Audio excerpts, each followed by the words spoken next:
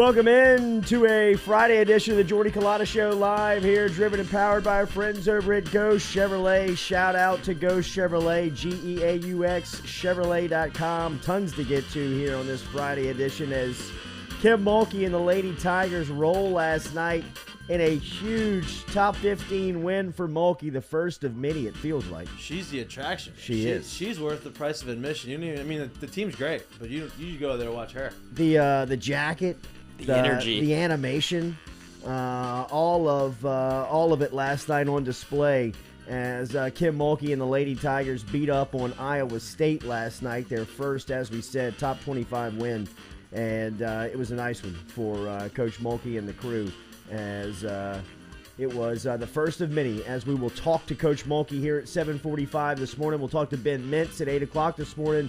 Nathan Velasquez will be here at 8:30 this morning. We're jam-packed. We appreciate you starting your day with us. Hit that like button. Hit that share button. Alec Baldwin say he didn't pull the trigger. We will find out from Nate. Absolutely. Nate has to have his fingers all over this No story. doubt about it. First interview for Baldwin since the tragedy on set. We will talk to Nathan about the latest with Alec Baldwin. Did he feign some tears? Was he trying to muster up a little acting cry? This is gotta be the hardest thing for like a You're like actually police playing to a like role, figure it right? out. Like he's playing like this is for his like livelihood. So this is the best. This could be the best acting job of his career. It could be. I mean, I would if I was an actor, I would act my ass off. The small clips, Getting the role every morning. Yes. the small clips that we're seeing does look like he's putting on one of his top performances for sure. This ain't 30 Rock, bro. All right, huge night and huge weekend for high school football. As we will highlight some of the matchups as state championships are being played this weekend down in New Orleans. It's going to be a incredible weekend as they're coming up both tonight and tomorrow. We will talk about some of those matchups. And then the long break for LSU football. Notre Dame fans are still mad at Brian Kelly. I mean, are you seeing how popular this video from the basketball game is being broken down? Like, that he started this fake twang.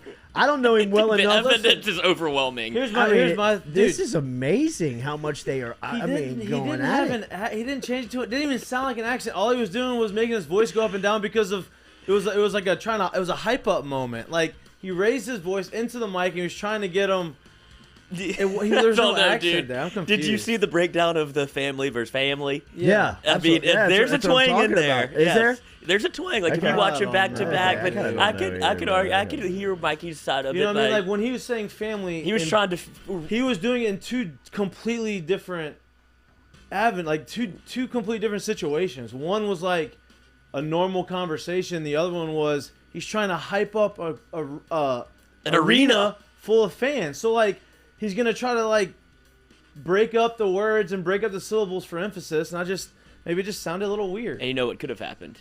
He comes down here for the first time ever. He starts hearing all these southern accents, and it just gets into your brain by proxy. You don't even realize you're doing it, but you've been hearing people talk in the South. You hear a little family.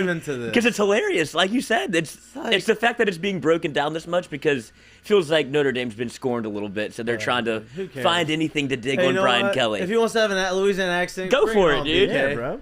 Let's go. Welcome in. I didn't hear it. I didn't get it. I didn't see it. Oh, we got to play it. I mean, first off, the family that they're isolating from the Notre Dame, the sound quality is terrible. Oh, they're bending to get their way, of course. doubt. But They it's are, still man. hilarious that it's gone this far. The popularity of this topic is amazing. It kind of shows you how much hate there is for Brian Kelly, which I love. They've released every story that they could come up with so far. They have They've even held pictures from 8 years ago. Yeah, they just released the unreleased photo of him middle fingering, I guess the referee, whoever caught one. But that's the thing is like there was no context, so nobody really got super mad at it because I think it was great. Well, they asked the photographer who was that targeted at, and he goes, "I'm not sure who that was at." So like.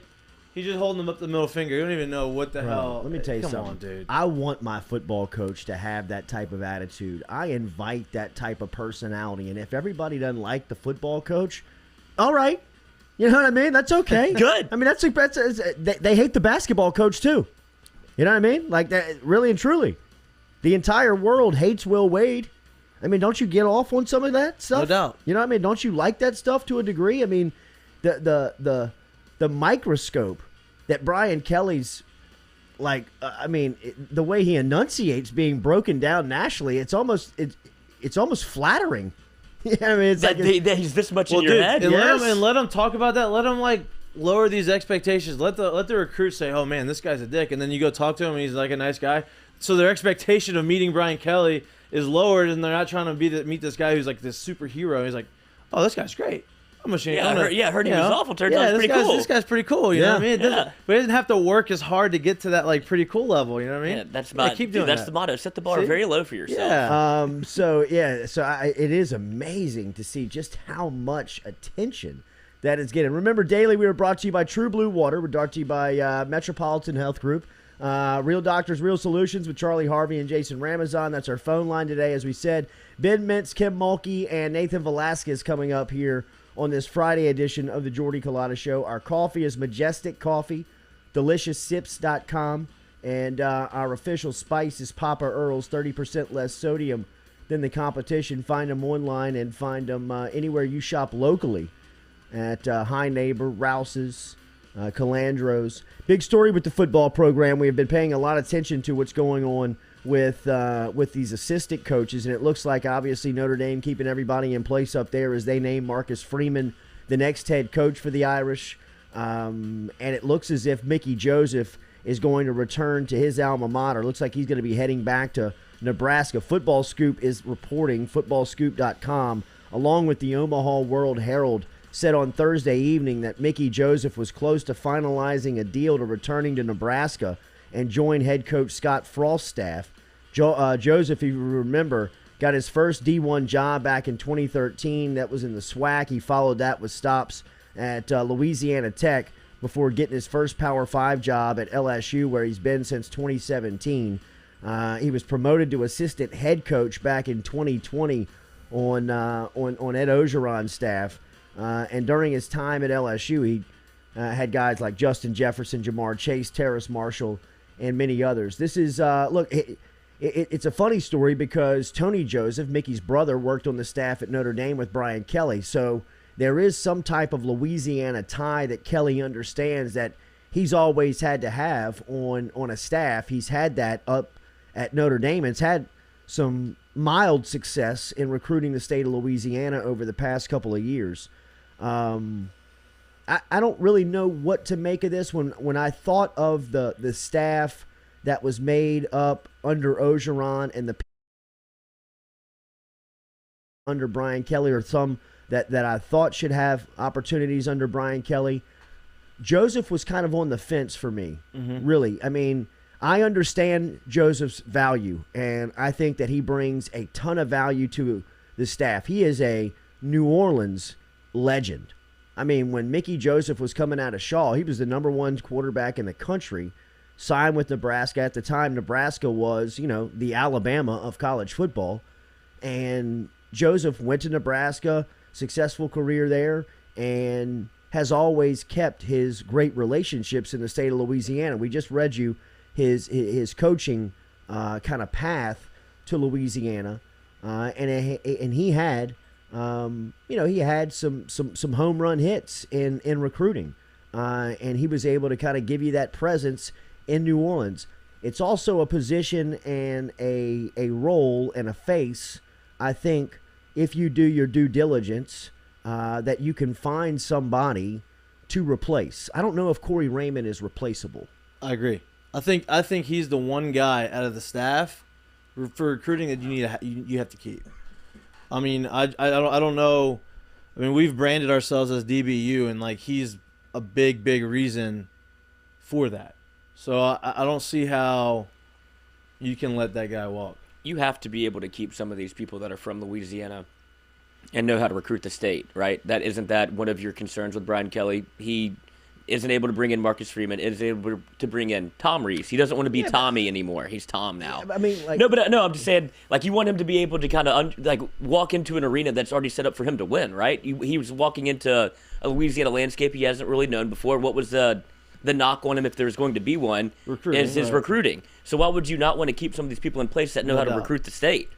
Well, I think he understands the value of that. He's got to know that there's an emphasis on the state of Louisiana. He said it when he was asked about it in his press conference, and he said it a couple of times. It's going to start in his backyard. It's going to start with the state of Louisiana. And like we said, he's had success, mild success. Jerry Tillery a couple of years ago was one of the top offensive and defensive linemen in the state, and he shunned LSU for Notre Dame and went up there. Now he's a first-round pick of the Los Angeles Chargers and starts on their defensive line, which is probably one of the top defensive lines in the NFL with one of the Bosa brothers. Do you know which one? Is it Joey? Joey is Yeah, just like how you just went one of the Bosa brothers. Well, I didn't want Joey's with the Chargers, right? Yeah, Nick is with the Niners. Nick, that's right. Wow. Big family. O'Doyle's. Rules. Dude, those football families. It really is the O'Doyle's. Those NFL football families are fucking massive. Yeah. The Cushings, the Longs, Gronkowskis, like the Kelseys. All of them. It's unbelievable. It's crazy.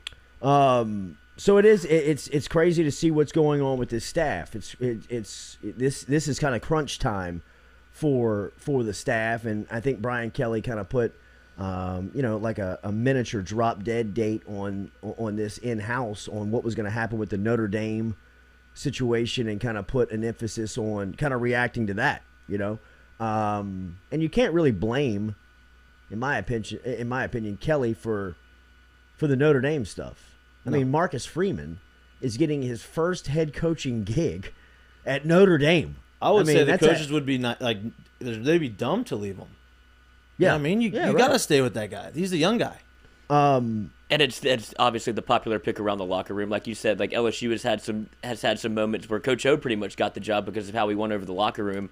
And Brian Kelly even said it himself in an interview that Marcus Freeman is going to be the next head coach at Notre Dame. Like, obviously they didn't see him leaving this early, but that's what they brought him here to be. Yeah. And that was probably one of the better selling pitches that you would have told Marcus Freeman to get him to Notre Dame from LSU. It makes you wonder if he had come to LSU and put up like a stalwart year as defensive coordinator, would he have been in the running to be LSU's head coach this year?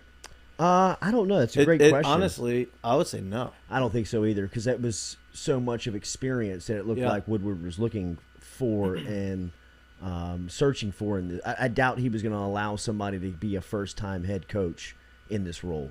There was just too much of where you were coming from that you were trying to get out of. Absolutely. And Brian Kelly is, in my opinion, like the more that you get away from this hire and the more that you kind of get down the line of it, I don't know if you could have done any better.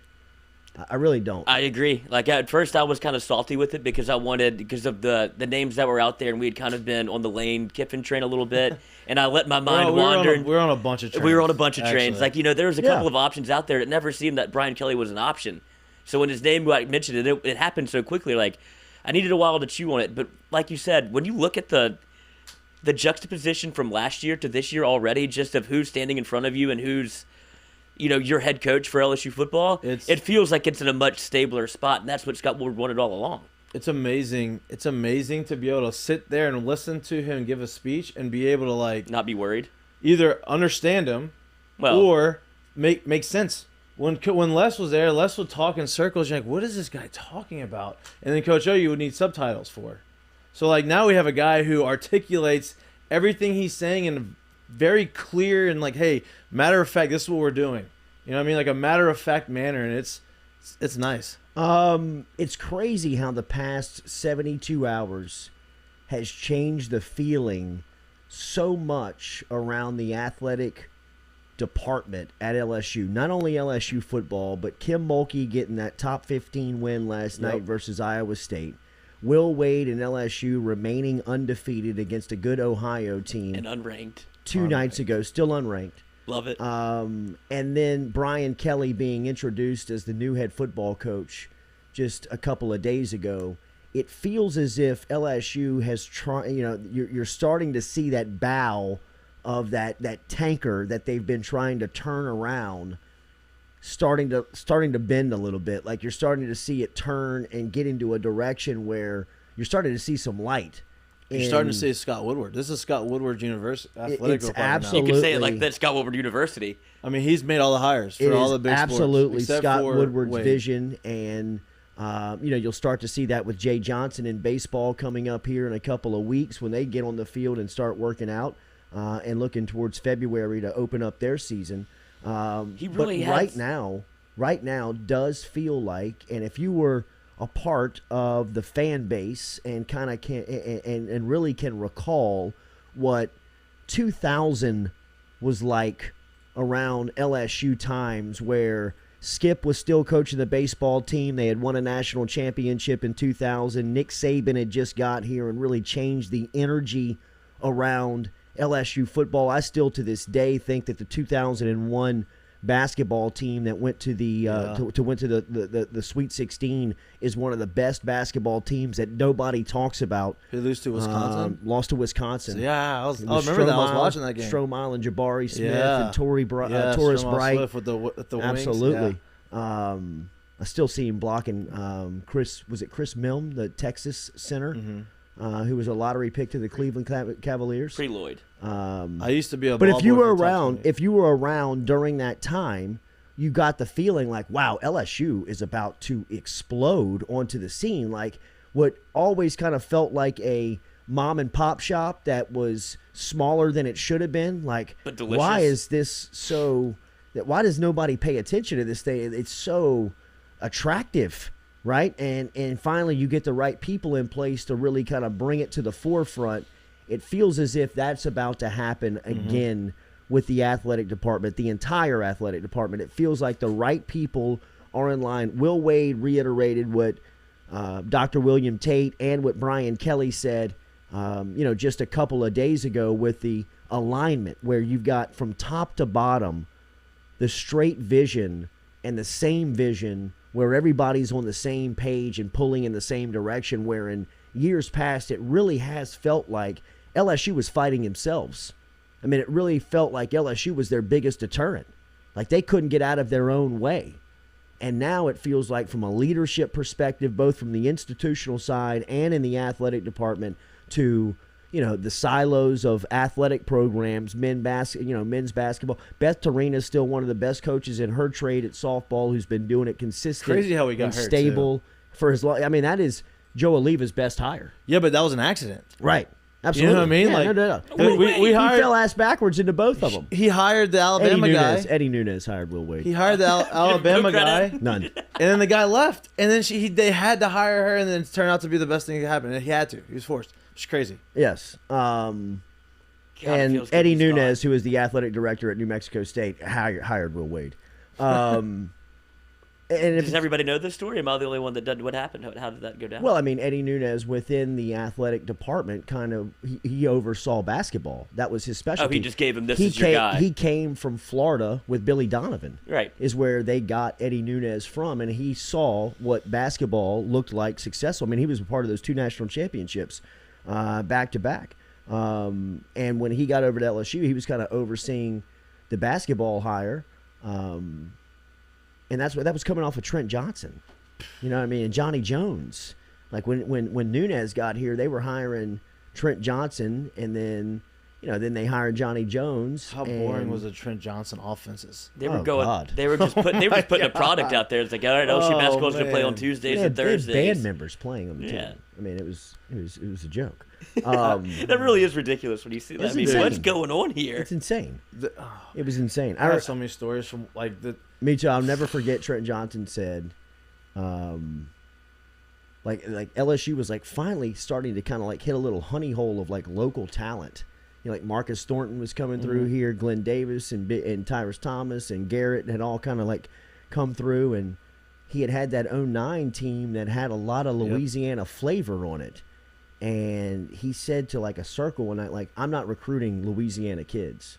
And like people were like, why? You just went to you just took North Carolina to their best game in the tournament with nothing but Louisiana kids. Why would you not? And it was just, you were talking about bad fit. Yeah, that was a bad fit. Couldn't have been a worse fit. That was a terrible fit. But it just feels like now, and I thought that in watching the game last night, in watching Mulkey and just her emotion and the people and the crowd and Dr. William Tate tweeting out picture of Mulkey standing on the sideline getting interviewed by the ESPN cameras. Was Nikki Fargas on the in studio? I don't know. Of ESPN last night? I don't know. I think that there was Michael Cobble has a tweet. Pull up Cobble's tweet where he has a picture of the in studio, because I was flipping back and forth to the Saints. Ugh. Between the Saints, which is wow. That was the most exciting game, though, huh? Since Jameis has I mean, departed. he's obviously the guy. Like, you just have to he gives you your best chance of winning, no doubt. We're gonna get to that, I'm sure. Yeah, we will. Kirk Taylor says, I live in Omaha. It's cold 7 months out of the year here. Frost knows he needs a Louisiana connection, and all the good skill players that are here that he wants here are in the South.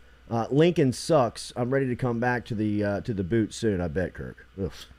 Nothing like being homesick, bro. Yep, she was on the. She was in the not on the call, but in studio. Right. So they had to throw back to her after a huge win, and she's in her chair. Another one that you pay to walk away. You pay to get out of here. But Worth it was Worth absolutely. I mean, Look at that. The turnover I know the turnover from Scott Woodward and what he's done and been able to. I mean, it makes you wonder how early he started with the LSU coaching football process, because what could Coach Joe? I know, but what could he have done to save his job? Nothing. Nothing. If he goes 10-2, they're still going to find a way to get him out of here. I really believe in 2019. He wanted to do this job so bad. In 2019, he still knew, I've got to make a change.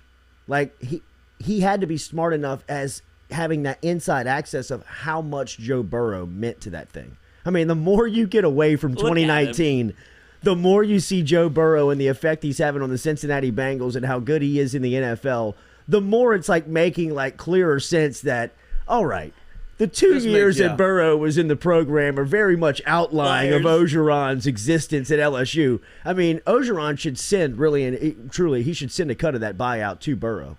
I mean, I know that Burrow doesn't need it, but I mean, he should send it to Danny over in Houston, Dan Burrow, my guy. You know what I mean? Somebody within the Burrow clan deserves a cut of Orgeron's buyout, because the more you get away from it, the more you see like, wow, this guy totally changed the way that the program operated. I mean, he totally like overhauled everything and covered up everything. The best makeup there is. It was unbelievable. And then he gets up there and says, you should give Coach O a lifetime contract, because he's like, you let me do whatever I wanted, dude. Right, like, absolutely. He had free reign of the program. He's like, this is what we should be doing. It's like, Joe, run with him. He's coaching. Well, which I think is, the more you get away, is probably the smartest thing Orgeron ever did while he was here. Best coach he's ever had. Yeah, right. I mean, like, just let Joey run it.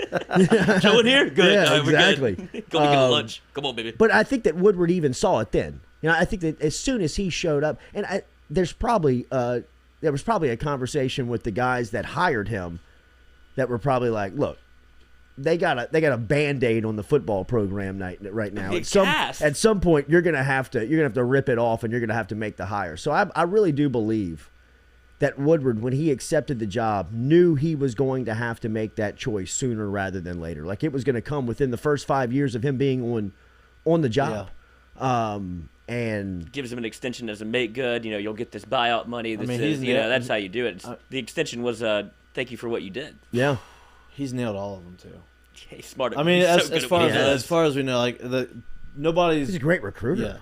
Yeah. I mean, he's just a phenomenal recruiter. And we'll talk to Kim Mulkey, and we asked Mulkey about it the other day about, kind of what her negotiations were like and what that communication was like, because, I think one of the other stories with Brian Kelly that's kind of taken on some popularity is the fact that it was one conversation for 45 minutes is kind of what both sides are saying. I mean, that's kind of how it goes. I saw Scott Rabelais walking up the steps to Media Row the other night at the LSU basketball game, and I said, Rabs, I hope you get the contract to write the book.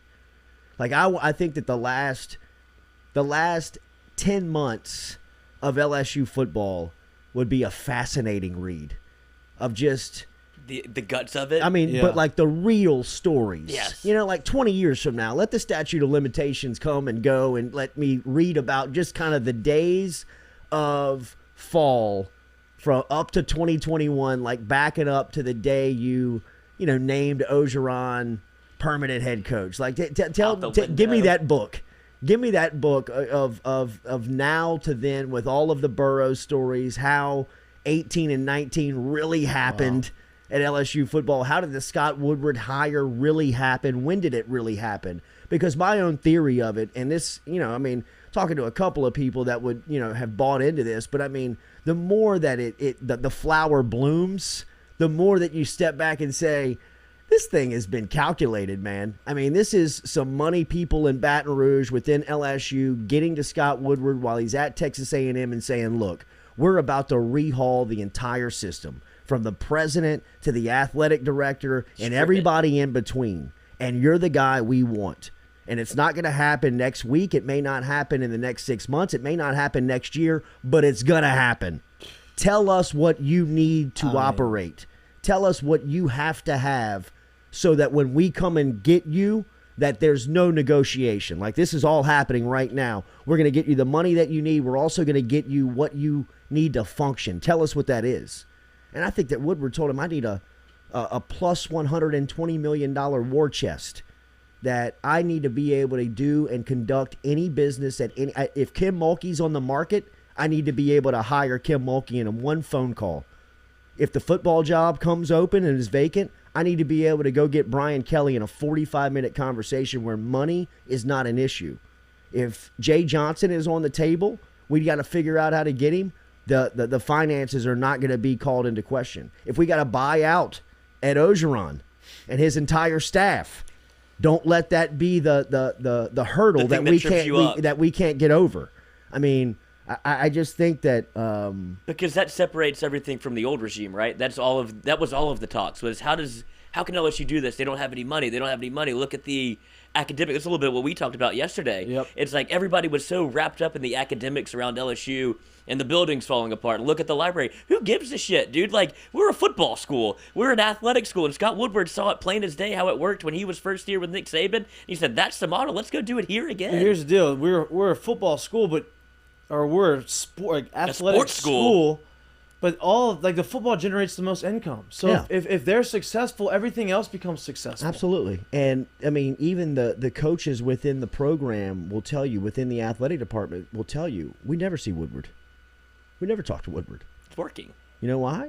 Because he's sitting across the street at LSU football making sure that clock is ticking on time at every second. Oh, and if it's not... He gave Ed Orgeron a heart attack. Absolutely. I mean... Pulling his hair out.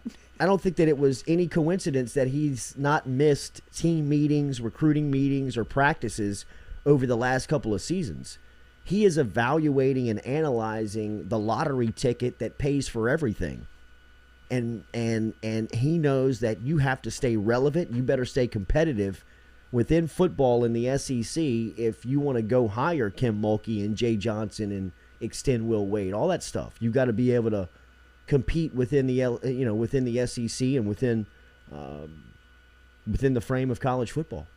Daily, we're brought to you by RMB Builders. Remember, rmb-builders.com is where you find them online. You can also get in touch with Rhett and his crew on social media. Easy to find them there. They got great testimonials from RMB. We're one of them. First-hand accounts here on the Jordy Culotta Show. They've done a ton of work over at Katie's place. They've done great work at my house when we flooded. They've helped us out over at the new DL. And they're awesome, man. They are great. They are great to work with. Everything is transparent. They are direct with you. rmb-builders.com. rmb-builders.com. Get in touch with Rhett and his crew. We're going to talk to Kim Mulkey coming up here at 7:45 this morning. Big win last night for Coach Mulkey. That was a great scene inside the Maravich Center as LSU beat Iowa State by 9 as they beat them 69-60 last night on ESPN, on national television, and Mulkey was being Mulkey on the sideline. She was into it. That butterfly jacket was the talk of social media. Got a little wet. The gold heels that she's jumping up and down She's in. an athlete, dude. I mean, I'm like, Kel, that's tough, right? Impossible, right? I mean, like, that looks... That's where Kramer had to get all of his fashion sense from, right? Has to. I mean, she's got similar fits, but just on the... Still worried about Kramer's hair. I think he's just fighting it, bro. He's just but he said he's not. He's just going through that phase. Well, what? Deniability is the first. He said he's not going bald, and it seems like he might be. Kramer? And it looks like it's kind of running away from him a little bit. I don't know. He thinks he goes with the heavy moose look. You know what I mean? He's got a lot of product in there. He goes like the comb over? He's trying to grow it out, and it just, I mean, who am I to want to talk about fashion and hair? But it just looks like he's still. You have great lettuce, bro. Thank you. But you it have just a Peyton Manning forehead. I know the forehead kills me. I've been talking about maybe taking it down. Like there's surgery you can move you. Really? Yeah. Okay. And you know, if I did that'd be a man dying. Easy. Okay. Easy. Relax over there. Saints are bad. 27-17, they fall last night. Taysom Hill throws 4 interceptions. I don't know if we really realize how tough it would be to play NFL quarterback without your middle finger. He didn't. He had a splint on the top. Get of it his for finger. Brian Kelly. And I'm not saying that he wouldn't have thrown 4 but some of these balls that he's missing, and he can't grip the ball. I mean, we stink, but at least it was entertaining. At least that we could actually watch it without wanting to pull our eyeballs out. The Trevor Siemian era was tough to watch. So at least Taysom Hill brings a little bit of juice. That he looked like a high school football player after the game. He had the old school mesh jersey burns on his arms. He was just beat up and bruised. Was playing essentially high school quarterback. He started running power every play. The three straight quarterback the best plays of the game. It was their best play call. Sean Payton got in the headset and said, "Hey, Taysom run right, Taysom run left, Taysom run right, Taysom run left. Don't give the ball up." And it was all the same play, and he just kept getting yards. This is so funny. Maybe the worst call of the year on the crackback block.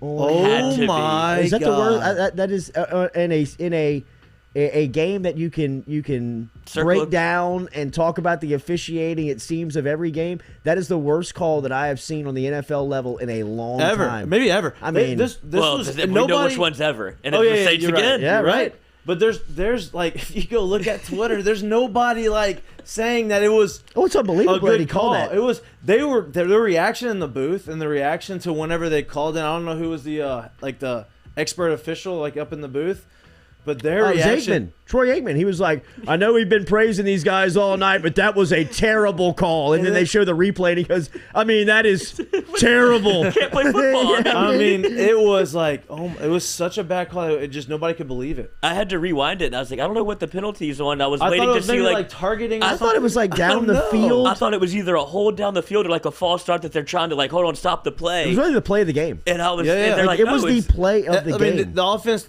Saints offense isn't built to score a ton of points. No. And you have to stay on schedule. Absolutely. It took the wind completely out of the sails. And everybody knew that. I mean, even Aikman was like, "That's a killer." I mean, for this offense, that is a killer. I mean, and it was. Dude, the camera guy couldn't even find the shot of they were panning around trying to figure out what the penalty was on. Then they finally land on I think it's this fullback block here. And it's that's the penalty. It is amazing how much money changes hands in that sport, and that the officiating is that bad. It's so bad, dude. I mean, the amount of money that is on the line. In those games 45.5, it got close. Yeah, that's what I'm saying. Dude, having people that are gambling on this, and it's ruled by people that are subjective at best with their with what they're calling on. It makes the sport hard to watch. It makes it very frustrating that these calls exist. There needs to be an arbiter that goes, "Dude, don't call that." Yeah. There needs to be a buyback to where you can look at it. Top, hey, this was this where's was the guardian wrong. angel going? Yeah, don't pick up that flag. That is not a flag. Let's check public consensus over here. Did Sean Payton have an interview after the game? Did he talk about the refs? Because he hasn't been shy lately. He's been just going. He's got to be so frustrated. His reaction was priceless. It was the whole rest of the quarter. He did. He rode those guys for 12 minutes out. I mean, he did not stop. It was that bad, though. It was. It was that bad. And they wore it, and they knew it. They did know it. I mean, the first reaction was so good when he pulled him over. And he goes "What the bleep were you looking at?" And the guy's giving the explanation. He's giving him the face how stupid are you? You know what I mean? How dumb are you? When you're saying it, do you realize how stupid it is? I mean, it's such a bad call that that guy probably should be fired. No, you should definitely be suspended. You should have some type of penalty. You should be able to suffer some type of consequence for that, because to me the the officials should have a post-game press conference just like the players and the coaches 100%. You need to come answer questions. And you sound like every locker room and clubhouse in the world. Well, I mean, it's true. That's exactly what we talk about. Everybody's accountable. I mean, everybody's held accountable. And they have the biggest job they're in the not. room. You know what I mean? But they're not. They got hats on. You don't even see their faces. They're able to run off the field as soon as the game is over. They sprint to a locker room. They are gallantly too. Security is watching them the whole time. They get police escorts to the airport, then flown out of town. I mean, I'll never forget on the Nolan no call, getting in the car after the game and Bobby Hebert telling him to shut the gates. Lock the gates! Don't let them out of New Orleans! You can hear the ice sloshing in his drink. And you can hear people like in the background like, yeah! Get him, Bobby! Yeah, kill him! Let's kill him! God. I mean, but they need to be, they have to be hired full-time. They cannot keep doing this part-time. Like there has to be a full-time job for these guys. And they have got to like it's $1 billion business. The problem and is, you got referees out there hip checking people to throw flags. Committee is like part-time workers. Yeah, you can't. I'm a lawyer and a referee. There's too many new rules that give the referees too much judgment. Yeah. Like there's too many judgment calls to make these guys make these decisions, and that's what you get. You get them throwing like tight flags or being looser with the calls, and they're trying to interpret it in real time. And it's like, you've got to change. Like, hey, cut and dry, black and white as best you can. And the thing that sucks is the subjective penalties are the most harsh penalties. Like those are the 15-yarders that they have to call. That like Troy Aikman said, I think he smokes weed. He's up there. Aikman? Oh Absolutely. yeah, he's up there just having a good great time. shape. Great shape. Yeah. I didn't realize. You see, Jimmy Johnson took him on a fishing trip this summer, and I mean, he's shirt off on the end, abs, bro. Really? Really? Still pull it up. Yeah, I didn't never see. He took it with when Jimmy Johnson went to the Hall of Fame, like the week before the Hall of Fame announcement. They had like this fishing crew with like all the boys, bro. The boys. And Aikman is just. Oh. Is that unreal? He's the one that Wait, I can't see it. Throw up on the screen. I got you. What is Aikman? How old's Aikman? He's got to be 53, 54. I mean, guy looks like Adonis. That's unbelievable. Hold on, give me one second.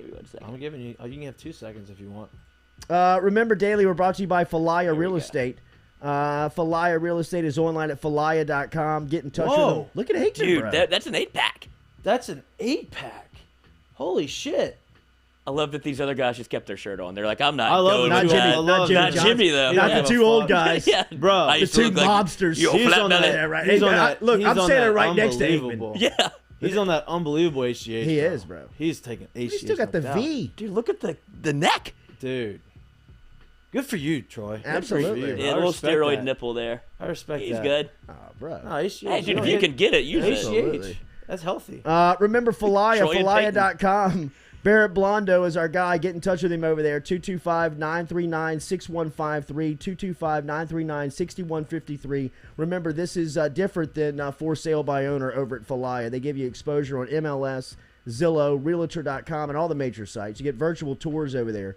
Push-button offers, document automation with e-sign, changing the way real estate's bought and sold within our state, man. Get in touch with Falaya, falaya.com, or download the app in Google Play or Apple App Store right now. Falaya.com is the website. Go check them out. Next, we talked to Kim Mulkey. First of many, it feels like, top 25 wins for the women's basketball program at LSU last night as the Tigers beat up on Iowa State 69-60. We will talk to Coach about last night, including some of her standouts like Alexis Morris, who had 25 last night as the senior guard from Beaumont, Texas, was on fire last night for LSU as she scored 9 over her average up to the point this season. So we'll talk to Kim Mulkey. What was their record last year? Bad. I don't know what it was. I mean, this is a complete. They might have won more games right now than they won last year. Total turnaround. It's unbelievable. A complete and total turnaround. Kim Mulkey next.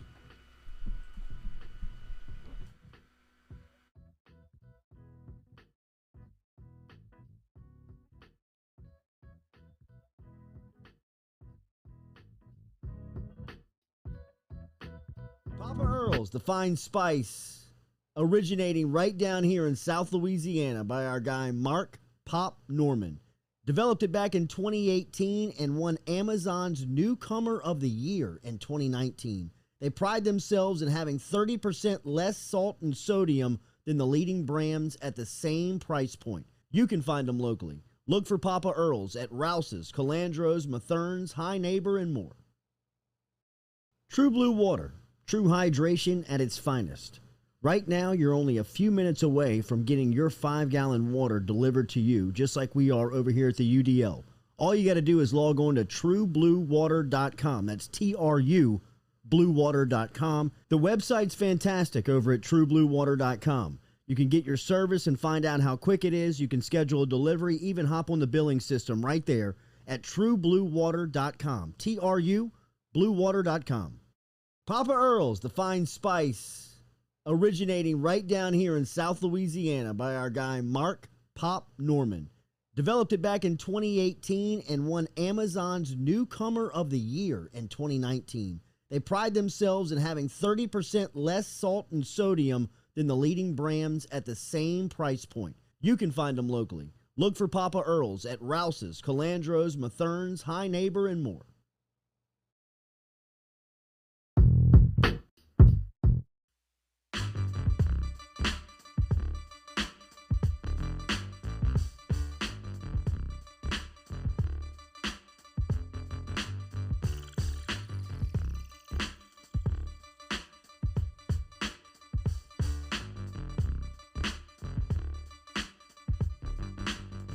Welcome back here to the Jordy Culotta Show, driven and powered by Go Chevrolet here on what is a beautiful Friday morning, especially if you're waking up here.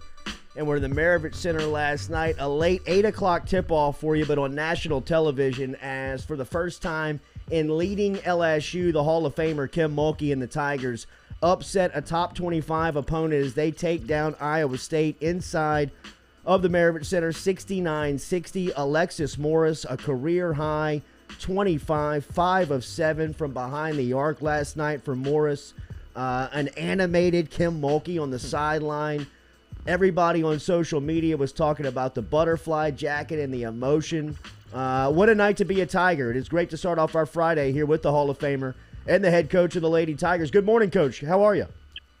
Well, you know how I am. I wouldn't be up this early after a loss. That's for darn sure. I'm doing great. How are y'all? We're doing great. It was, Coach, we're going to talk about this, but it feels like this is you're kind of re-entering the golden age of LSU athletics over the last 72 hours, just some of the success that the program has had with the icing on top of you taking down Iowa State last night. What was it about your team and your club? I didn't think that it was a fluke. It didn't feel like a fluke. It felt like you were the better team for 40 minutes. What did you take away after last night? Well, Jordy, I know how much respect I have for Bill Finley and Iowa State. I knew the battles I've had for the last 21 years, having to play them 2 and sometimes 3 times a year. The guy just always has a tremendous team. They're hard to guard. I thought our players' speed and quickness on the perimeter, harassing the ball, sliding your feet, keeping them out of the paint, and make sure they don't kill us from the 3. I just thought we set the tone defensively. And no, it wasn't a fluke. Right. We were relaxed. We weren't supposed to win that game, but, that's why you play the game. The best teams don't always win. Alexis Morris, Coach, how do you wrap up her night? Career high for her last night. She hit, it felt like, every big shot. Well, Alexis has just been waiting for that. She is, 1 for 15 going into that game, but you got to keep in mind this young lady's had quite a career path. She's been at 3 different schools. This is her 4th. She's been in and out of the lineup. She's had several issues off the field, not bad issues, but it's just finally she's found her piece. She's found her place, and we're just grateful that she's on our team. And she has been in the gym extra working, shooting, making that shot. I've told her the last couple of games, when you finally start making your threes, boy, we're really going to be good. Coach, you were 70% from behind the arc last night. I mean, that is incredible numbers. Can this team, I mean, obviously they can shoot it like that, but do you expect them to shoot it at a rate where, I mean, not 70%, but, I mean, where they can get on fire on particular nights? Well, I do. I've never, even in all my years of coaching, just relied on the 3. I think you live and you die by the 3 ball, particularly when you have post play. And we have post play, and we got to develop that post play. Got to get them some more touches, and they made some big buckets in there at the right time for us. But, I mean, we are capable of shooting that. I think that you saw that last night. Ryan is capable of shooting that. KP is proven that she's capable. Cherry has, developed her three-point shot more, but we're not going to live and die by it. We're going to continue to take shots that are high percentage shots, and I'm grateful that Cherry is good. She came in the middle of the third or fourth quarter and got cleared by the doctor and trainer, and there was no tear. And I said, well, you're not going back in tonight. I said, I need to see an MRI or something that, in my mind tells me that you're good to go. But what a great bit of news in the middle of a game, because I sure thought that kid may have torn her ACL. Yeah, it was a bad look, but it is good news as 69-60, the Tigers beat Iowa State last night in front of a pretty rowdy environment. Coach, what did you make of the atmosphere last night? There was a lot of people buzzing about your program all over social media as we wake up here on this Friday after your performance last night. What did you make of the atmosphere inside the Maravich Center? Well, I thought it was awesome. I don't get social media unless somebody sends it to me, and one of my assistants prior to the game sent me pictures of our students lined up hours ahead of time to get in there, and that's how you build it, Jordy. You got to get the students, you got to get the community. I don't care if you're an LSU alum, I don't care where you went to school. If you live here, you need to support us. And it was awesome. It was awesome. It was loud.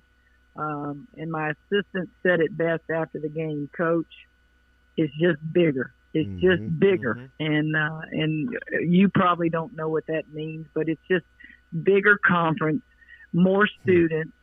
The PMAC is bigger than where we were. And I said, well, now we got to make it better. It's bigger. Let's keep making it better, and we will.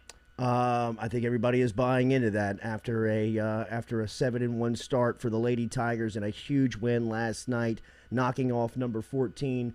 Coach, how do you like this? Do you like this break? You're playing so well right now. You got a break until December 12th. I know you don't have a choice on it. How do you use this break to your advantage?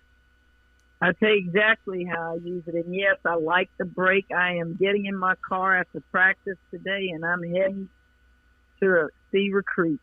And I'll be gone all weekend, as will my assistants, and we'll be recruiting. And I'll give the players off.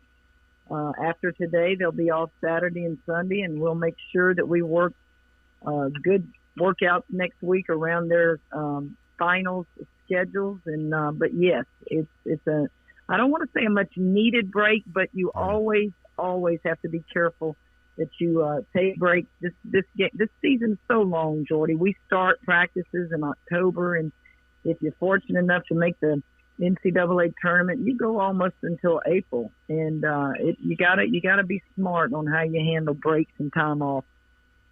Tigers 6-1 going into the break. They will take on Texas Southern on December 12th. Coach, there has to be a buzz that you are feeling out there on the recruiting trail around your program because you can feel it through the television, and when you watch you in person, it just feels different.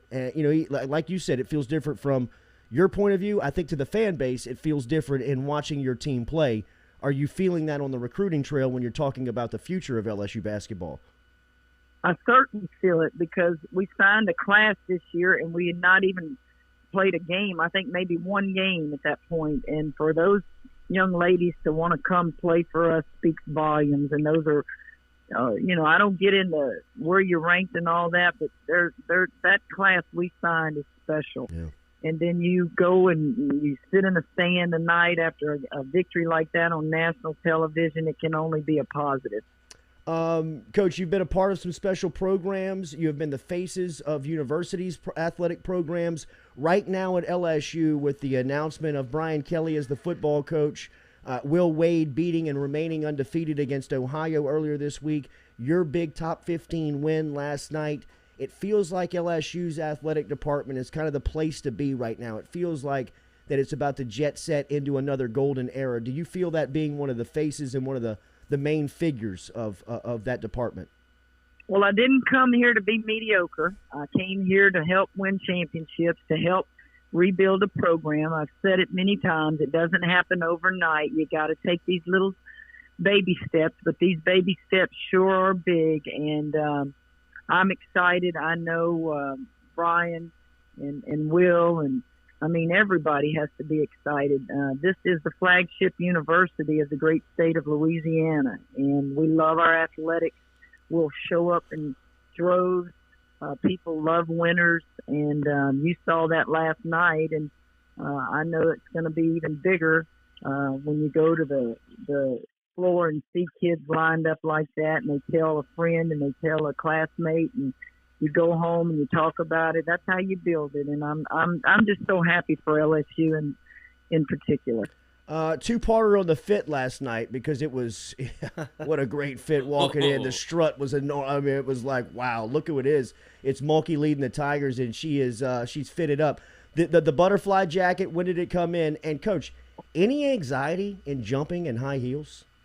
Because you pull that off and you make it look so easy. No, I've coached in high heels. You know, my staff, if you notice, we don't wear the what is it? Just I call the coaching attire that a lot of people have gone to. Because quite frankly, some of us don't look good in coaching attire. You do need to dress up and look better. So I see some of these coaches and they look terrible in warm-ups and all that. And I'm just an old school person that when I go to work, I want to look professional. But yeah, the butterfly, I thought it was funny. I teased the coaches and the players when I walk in. It's I like to dress nice, and it's just a jacket that I purchased here in Baton Rouge. And I told them when I walked in, I said, "Y'all ever heard of Muhammad Ali?" I said, "Float like a butterfly and sting like a bee. Let's go sting somebody tonight." That's our coach, Kim Mulkey. It is great to talk to you. Thank you. Great win last night. Great environment. It feels like the first of many. It is good to have you here in Baton Rouge and leading LSU. Enjoy the break. Hey, guys, thank y'all. Y'all have a good weekend. Yes, ma'am. There she is, Kim Mulkey, checking in this morning as bro, love that. The jumping in the heels thing. I believe it. In fact, the Carpool Queen just walked in. Come on in. She did. She downplayed it. Athleticism, dude. She's pretty athletic. Athlete. State champion. Yeah. State National champion. Well, I mean, like the mist and the tails of Kim Mulkey down in like Hammond and Ponchatoula and Tickfall are crazy. Like, I mean, she was the starting shortstop on the boys' baseball team, like until she was like 13 years old. Yeah, I think she was the leadoff and the shortstop on the boys' team, and like it got to a point where like dads were bitching about her playing. You know what I mean? She's like, better than your son because she was better, She and they were like, "This is a boys' league," and they're like, actually, it's a players' league, and we've recruited the best player in the city. Sound jealous? She's batting leadoff and playing shortstop for us. Kim Mulkey. But she was, I mean, like a starting point guard on Louisiana Tech's team as a freshman on that national championship squad. Was a starter as an Olympic team. Team USA in '84. It's where her and Michael Jordan met. She's a baller. She's just an athlete. I mean, she's just I think when you see like kind of Kramer's ease and the way that you can kind of feel that from her. She gets a lot of that from her. Did you see her jumping in? Good morning, Carpool Queen. Good morning. Yeah, I want to read y'all an email that I got from a listener last night about Mulkey. It's very short. Okay. James David Shaw is who sent it, and he said, yes. "You know him?" No. Oh. He said, "I've been watching her coach against Iowa State for 16 years. That guy can whip anybody's ass on any given night. He's rough. He comes into the PMAC ranked number 14. Mulkey takes her spit and rubber bands and beats him like a drum. I told you people, just watch her. That girl can coach her ass off." There we go. It's good to have. I love that. Good to have her here, I man. know. I love that. Thanks for that. It did not feel like a fluke at all. No. It felt like she was controlling the game for 40 minutes. Yeah. Felt Did like you she was see her playing. jumping in high heels? Yes. Did you see Yeah. that? I mean, like Yeah. that's Is that hard? Is that impossible, hard? Is that right? hard? If you thing. wear heels a lot, like I used to in my former life career, and We you heard kind about of the just feet. well, yeah, that's right. The We did covered tell a feet. feet story. You kind of, I'm not saying that's easy. I'm just saying you do get used to it. I mean, I would like wear them all day, go home, like clean my house in them, and not even think about I it. would roll my was ankles weird. so God, roll hard. it, bro. I'd snap it. I mean, like Yeah, got you no just chance. get used to it after a while. What's Now I'm what always in is the sneakers, feeling? so Does I it would feel? fall. Does it Why don't feel? you go try some on? See what I it mean, I feels would like. give it a go around town. See You what it looks like. should. Yeah, I mean, We need to do that. Yeah, I'm very comfortable in my skin. Oh, I Spend know an that. entire Yeah. day in heels, In just going heels? around town. See, if I did this job, there would be there's no Right. walking around. Really. Right. I'm very sedentary. In Kick this your spot. heels up. Yes, I do. GoFlow IV. Remember GoFlow IV, located on Jefferson Highway. Check them out, our friends over there. GEAUX Flow. IV.com. Easiest way to find them on the internet, where you can book your appointment today. You might want to do that. They get pretty busy, man. I was over there the other day. There was a waiting They were waiting out in the lobby to get in over at GoFlow, but you can get a reservation just by logging online at GoFlowIV.com. Right there, there's a tab you can say that says "Book with Us." Just click on it and open it up and get your spot. Baton Rouge's premier medical spa specializing in IV hydration treatments with vitamin infusion over at GoFlow. They offer memberships including 3-month, 6-month, and annual accounts. If you suffer from chronic dehydration, if you've been under the weather, if you are an athlete and you're looking to enhance your performance by replenishing your electrolytes and vitamins after your workouts, check out GoFlow IV, GEAUX flowiv.com. Walk-ins welcome? Walk-ins are welcome. Yeah. They're just so busy. Yeah, They're so busy that you may not. If you're on a tight schedule and you want to get in there, I would definitely recommend booking ahead of time. And the easiest place to do that, easiest way to do that, is just going online to GEAUX flowiv.com. Ben Mintz, we'll reset. Get some picks from Mincy. Get some thoughts from Mincy here. Egg Bowl champion Mincy. Lane Kiffin still the coach at Ole Miss here on this Friday as we speak. Will he be by the end of Friday? I read something on the Miami job that, like, it is a shit show. Yeah. Well, it's a shit show down there. And then I see that he's trending up in Oklahoma. He's trending in Norman. Oh, Mincy's got to be a little nervous because, dude, isn't Miami what happens when politics get involved with like your football team? They said there's like 68 absolutely trustees in the middle of the process, and half want something. It's half terrible. It's bad. It's bad. He's gone. He's leaving Ole Miss. Yeah, no doubt about it. Speak that ill will into existence, Katie. I can't wait for it. I cannot freaking wait for that announcement. But then Jeff Lebby, I think, gets the Ole Miss job. Oh, because don't you kind of want him to come to LSU if you could get him? I'd love if you could that, wrangle him away from. Watch Jeff Grimes. Okay. Return home. Think so. Okay. We had him as the O-line coach. He wasn't even doing OC stuff at LSU, right? Be interesting how they play that because of his offensive line knowledge. Kelly is a really good teacher of the offensive line from what I could gather. So I don't know how he's going to do this offensive hiring. Was that loud? I mean, drinking we're the gonna water? we'll have some tight ends. I feel like now. Yeah. Like we're gonna be. I mean, Notre Dame puts in a ton of tight ends in the NFL. They do. So, little wrinkle. We haven't had a real good Thaddeus Moss is good, but like a true tight end since Robert Royal. What? Gotta get some Thaddeus Moss, dude. Give Thaddeus No, Moss Dixon. Yeah, Dixon. I'm talking about like Morrow. Yeah, but Foster was like last. Like I'm talking about a guy like a guy that we actually like feature. You know what I mean? Dad, I guess. Yeah, there's never been like a feature tight end in LSU, I would say. Like, it's never been your primary weapon. There was one second. One of the most wasted weapons ever at LSU, D'Angelo Peterson. Oh my God. I know. The most wasted. Did he ever score an LSU touchdown? I don't think he ever How about, scored. no, remember that Alabama. that reverse? Yeah, he didn't get in, though. Like, how did he not score a touchdown? He didn't get in. Bro. And then the fact that he didn't score, you're watching LSU's not going to score. Like, they're going to have to kick a field goal. I know. And, oh, my God. But probably Les Miles' greatest play call. You run the toss offense for 4 years, and then you finally run a reverse offense at the perfect time. Yeah. Like, you set this up for 4 years, the greatest play call of all time. That was the day that he got caught eating the grass. Oh, I mean, that's what makes the legend. Yeah. He got caught. They caught him in a very candid moment. In a very, like, kneeling down, like, kind of like, yes. I mean, of course you're gonna. It's not like he was doing it in private. Yeah, but I don't think that as much as Les played for the cameras, I don't think that he was playing for the cameras at that point. I think that he was actually, like, showing his real awkward visceral and just like how strange he is. There's two ways. And people were kind of like, look at this guy snacking on the grass. People embraced it. I mean, they're like, oh, that's lovely. A lovely at the time, he was like, everybody loved him. It was before. That was before all the. There's two ways to think about it, right? It's like, look at Les Miles. He's so in tune with the game and in love with football that this is his gladiator moment when he picks up the sand and runs it through his fingers. And you're just like, oh, my God, look how in tune with the game. Or there's the more probably prevailing theory where he was like, dude, should I eat some of this grass? Like, I just saw it, and I might bend down and just have some. And I mean, dude, if I don't ever have to see the toss dive ever again. God. Bring it back. I thought y'all wanted old school, hard hitting football at LSU. Oh my God! Not more the soft stuff. No, you know, hard hitting defense. But a high flying offense. Yeah. Let's get both. That's what I want. I want both. Spencer Ware back. Spencer Ware. I do like Spencer Ware. Great one. Underrated. Ever tell y'all the story about Spencer Ware? We cleared benches at Vanderbilt. Oh my God! Wow. So, this was my junior year, and we weren't like we were good. We were just really young. And we weren't going to win a natty. Spencer Ware, we ended up not making the postseason. We got screwed. That was a whole fuck up. But I got screwed.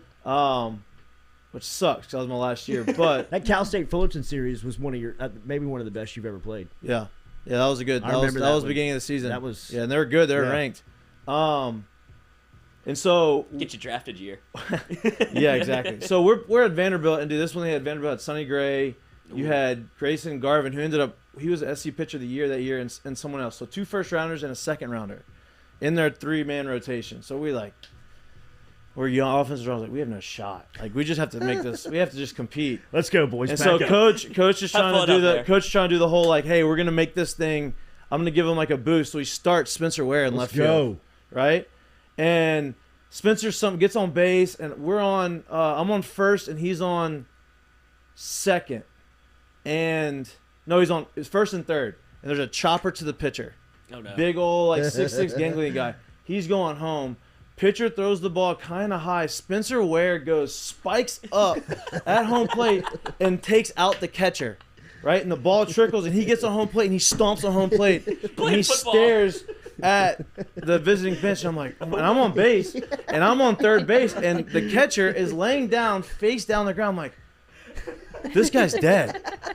I'm gonna steal a run here because there's like we need as many as we can get. Like this guy's dead. They have him. We ain't got a shot. We gotta score, bro. I take 2 hard steps off the back. He pops up like a freaking rabbit and throws me out. And I get home and Maneri's looking at me. What the fuck was that? And I'm like, I thought he was dead. I thought his legs shattered. And nobody said anything. I was trying to get a run. And he just like hops up and he baited me, bro. He possummed me. So anyway, so Spencer. That's so weird. I didn't know you could like do that. Gotcha, bitch. Yeah. So Spencer is like, they don't like him stomping on home plate. I'm pissed off because I just got thrown out. Now they're like, whatever. And Spencer's like, he's all about it, right? Like he's not holding back. Yeah. And so their third baseman, Jason Esposito. I played with him the last. He got drafted. He was a second rounder. We had played that summer together, Team USA.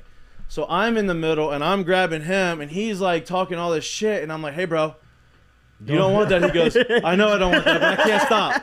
And so I'm like, "All right." So he keeps going back, and we finally break it up. I'm like, "Bro, Spencer just like he played football. He just came off the football field, you know." I'm like, "Put me in, coach." I was like, "Spencer, dude, we're getting beat 12-2. Like, let's not do this." But it was. I don't care, Mikey. It was funny, bro. If I scored, we're 7, right? It was. God, when you said Spencer Ware, that's what that brought back to me. With him and his dreads, I'm like, man. I still think of that Mississippi State game where he made that catch. On that fade. Dude, he was super athletic, awesome, bro. Yeah, he was. He was the best back on that 2011 team. Yeah, he was perfect for the offense that they ran. He was. Like, that's what made it kind of work. He was like, this guy's gonna get you 4 yards, and it's gonna be like he's Marion Barber. That's who he reminded me of the most. It was a lot like Marion Barber. All right, we're going to talk to Ben Mintz here next. Remember, we're driven and powered by Ghost Chevrolet. Check them out online at GEAUXChevrolet.com. The Barbarian. Marion the Barbarian. That run that avoids the safety is unbelievable. He was a dog. Where did he go to school? Minnesota.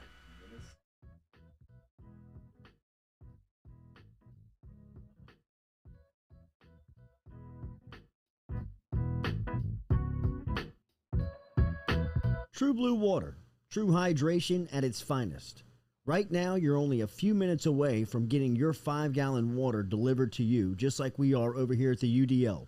All you got to do is log on to truebluewater.com. That's TRU, bluewater.com. The website's fantastic over at truebluewater.com. You can get your service and find out how quick it is. You can schedule a delivery, even hop on the billing system right there at truebluewater.com. TRU, bluewater.com.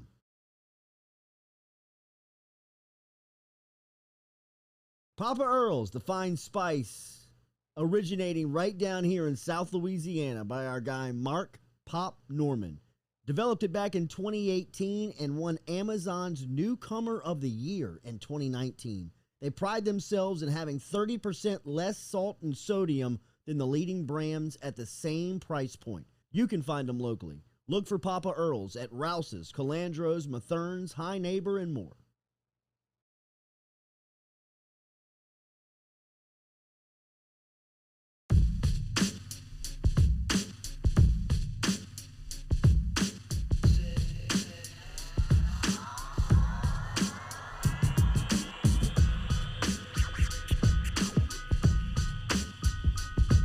Welcome back here to a Friday edition of the Jordy Culotta Show, driven and powered by Go Chevrolet. Remember, check our friends out over at GeauxChevrolet.com, and shout out to the official insurance provider of the Jordy Culotta Show, Hub International, who is also the insurance provider for the New Orleans Saints and the New Orleans Pelicans. Check out our friends over at Hub International.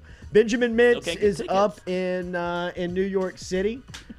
Seriously. I mean, to the Saints Cowboys game from my husband, who works at Hub International, the official insurance company of the New Orleans Saints. Benny Mintz is up in New York City. Benny, what a could have gone to a Pelicans game. Lloyd in the break here just caught me up on a brutal gambling beat for you last night. Did I read? Okay.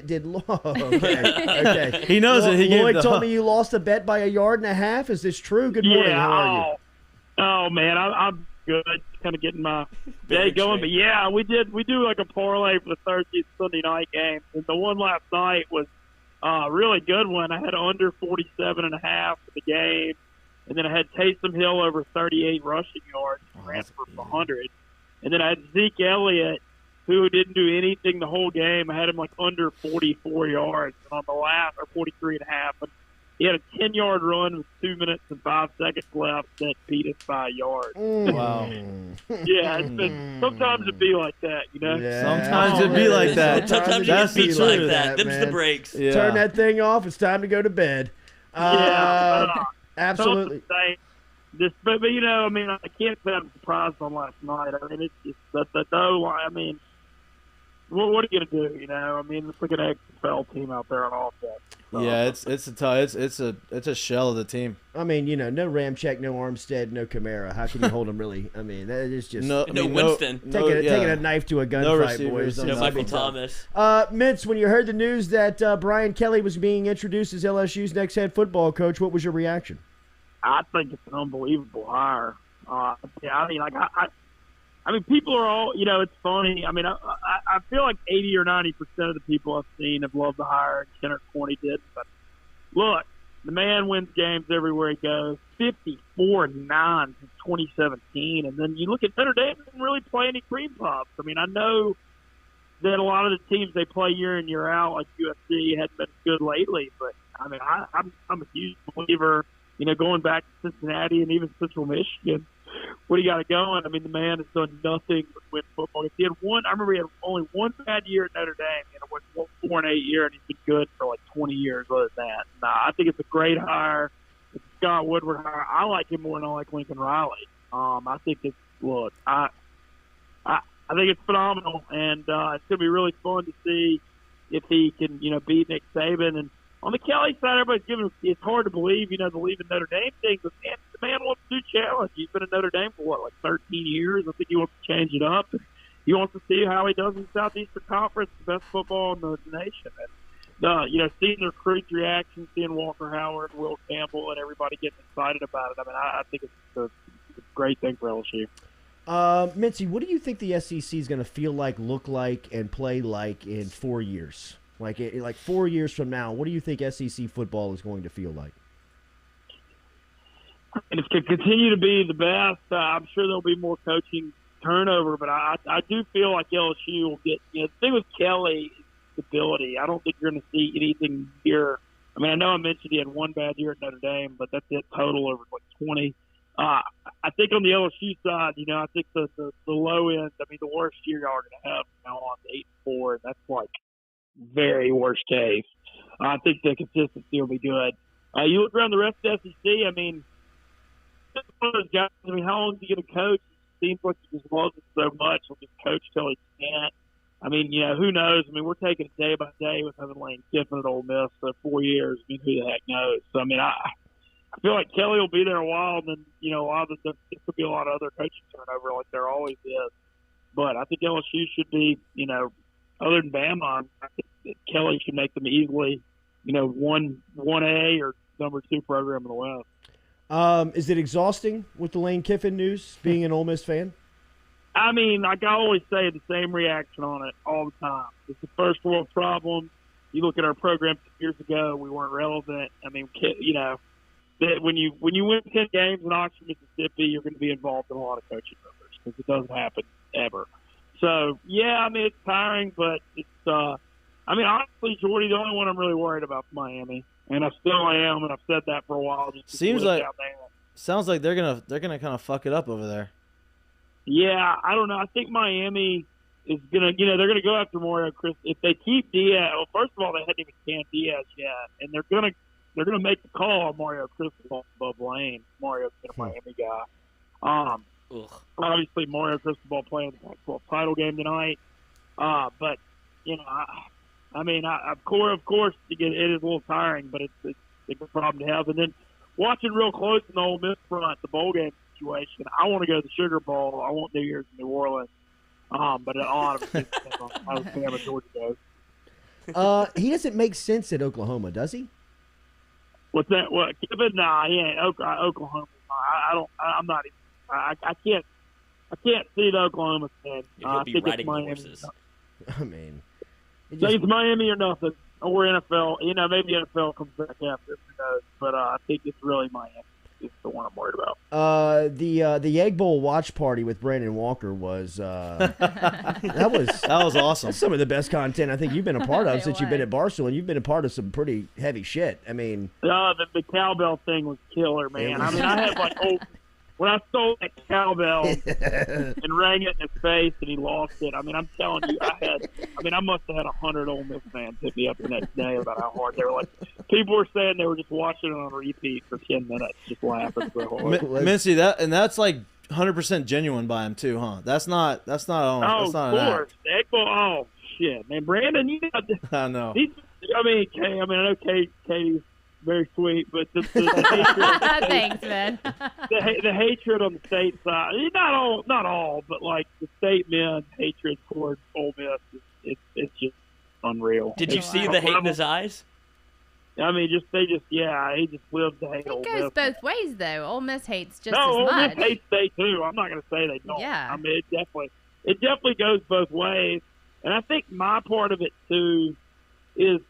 What's interesting, what the difference is like Ole Miss is like 40% out of state, and like Mississippi State's way more like all Mississippi. Yeah. And so it's like it's a little disconnect. Because on like the Ole Miss side, all the Mississippi people, super grow up with the Egg Bowl and hate them. And there's like a big portion of that state Ole Miss that kind of get, that didn't grow up around it a little bit. That's a little maybe disconnect. But yeah, man, Brandon, every bit of that's genuine. And for Walker to apologize to me after that apology was big. Yeah, it was. I couldn't believe it. The thing is, he texted me an apology. I'm like, what are you apologizing for? It's the Egg Bowl. I didn't take one word seriously you said. Like, what do you, I don't know. But I thought that was interesting. But, yeah, I mean, what was amazing. And what a win, season 2. And, by the way, stay tuned for the college football show, the Barstool show tomorrow. The eggs get thrown. That is glorious. There you go. So that's happening tomorrow? I think. Yep. Happening tomorrow. How many did you get? How many did you get at? Got 10 eggs. I've got 9 to throw and 1 to keep the next year. So, ooh, rotten egg. Wow. Oh God. Wait, do you have a place for it? Do you know where you're going to keep it? Well, the storyline actually on the end of the rundown on Monday, I gave Dave Portnoy the eggs. I gave Dave the egg to smash on Walker the next year. So that's better than the champagne bottle he pops. The golden egg. Yes. Who do we like here on championship weekend, Mincy? Man, I like a lot of underdogs. I mean, I think Oregon, Utah massacred Oregon in the last one, but I actually think Oregon may bounce back and get them tonight. They're +2.5 Pac-12 title game. I think it did. Jordy, were you surprised that Billy Napier stayed to coach Lafayette? I think that's cool. You know what? I was not surprised at that just because of his love for that team and the way that he talks of it and the way that he kind of carries himself. I wasn't surprised to see him staying on board to coach the bowl game. Gonna be an electric environment though. Oh yeah, and they're 3-point home underdog. Wow. Whoa. Yeah, no, blew the doors off of them last time. Yeah, I mean, I think I lean ULL. I lean Lafayette here again. I feel like maybe that line's reacting to Napier stuff, but I mean that team loves him. I think they'll fight super. I really like almost all the underdogs, which is crazy. The Georgia-Bama one is, man, it's it's like I just can't pull the trigger going against Saban as an underdog. But I mean, Georgia's clearly been the better team in every way. I mean, you saw the way Bama couldn't block Auburn into the fourth quarter. That's going to be a huge problem against Georgia. But it's like a weird game in that Georgia either wins by 2 or 3 touchdowns or Bama wins another close one. Right, Kirby, it looks hard. Like, I feel like Georgia hadn't played any close. You know, the Clemson game was 10-3, but Georgia hadn't. You know, they hadn't had that feeling of getting tested in the third and fourth quarter. And so if that happens, I feel like they might be a little uneasy. But on the other hand, Georgia could just come out and hammer them. I mean, you look at Alabama, could have lost to LSU, Arkansas, and Auburn. I mean, it's clearly, I mean, they're still. I mean, you don't want to. You know, they're great teams still, but they're not. You know, they're not the 2020 bunch. That's for sure. Yeah. So. It's just crazy. You know, Bama's been an underdog since 2015. I mean, 6 years since they've been an underdog. That is amazing. Who was it? Georgia, the last team they were underdog too? I think they were like a 1-point underdog at Georgia, and then they just crushed them in Athens. That's the game I remember. Wow. Ben Mintz checking in from Barstool here this morning as he will be on. What's the programming for you this weekend? What are you doing? So I am. Just regular day to day. I'm actually my buddy Andy. I don't know if y'all are familiar with Andy Frasco, the musician, but I'm big buddies with him. He's playing in Brooklyn tonight, and I'm introducing his band on stage. Nice. That'll be fun. Nice. MC. Yeah, MC. He's got a comedy with adult. He's on Comedy Central with Adult Swim. And, he's one of the funniest characters ever. But doing that, and then we're gonna watch college football Saturday and watch the NFL stream Sunday. Kind of low key in it. I'm putting together.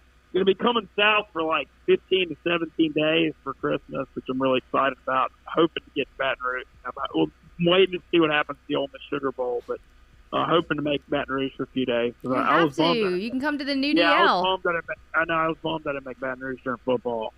So I'm trying to make it down there. Next weekend, by the way, this will be funny. Billy Football and me. We've got the Mormon quarterback battle of interceptions in MetLife. Taysom Hill and Zach Wilson next Sunday. That's awesome. So we're going to go next Sunday. So and we got that's not this weekend, but that'll be something next week.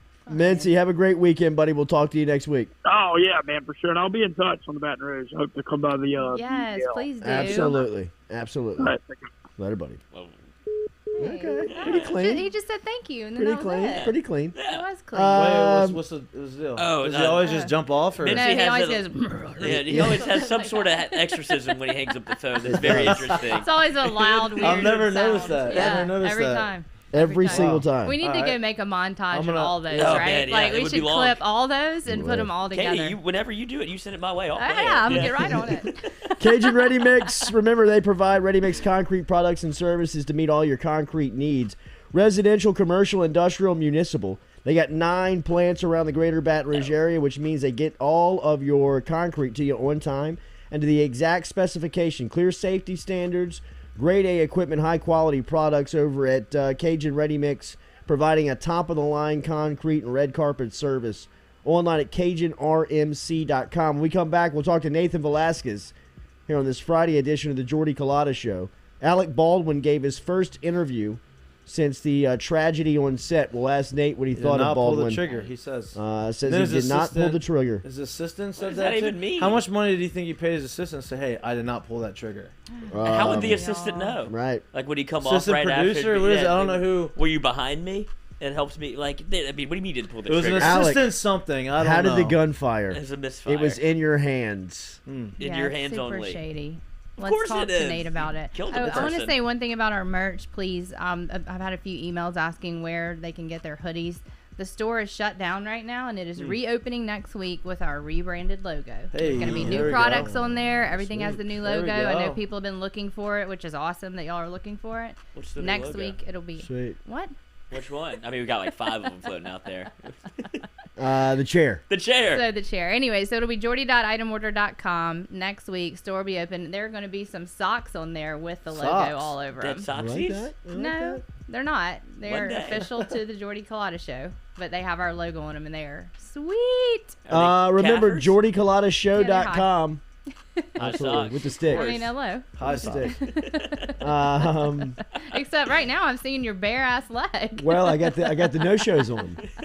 It's a warm day out. Just swallowed a sock. Nathan Velasquez next.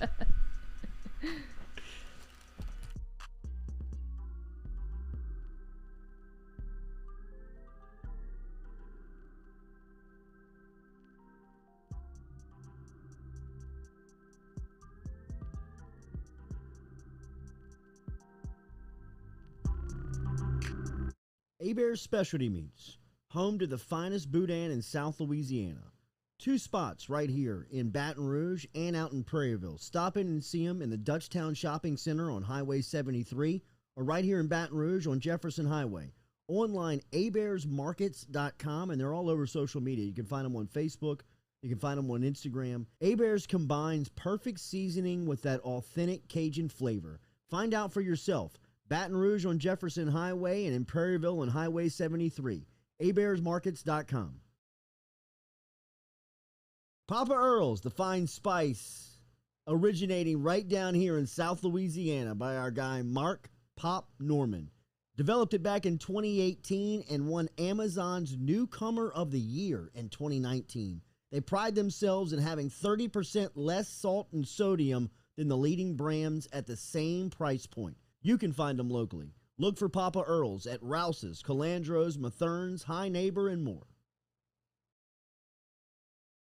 Go Chevrolet is proud to announce Go Express Auto Sales, the new used car lot located in the capital city of Baton Rouge, Louisiana, at 11522 Florida Boulevard. Go Express Auto Sales is online at goexpressautosales.com, or you can search them on Facebook and social media at Go Express Auto Sales, the newest addition to the family of Go Chevrolet. Remember, Go Chevrolet is located down in LaPlace, Louisiana, but now welcoming aboard Go Express, the new used car lot located in Baton Rouge, Louisiana at 11522 Florida Boulevard.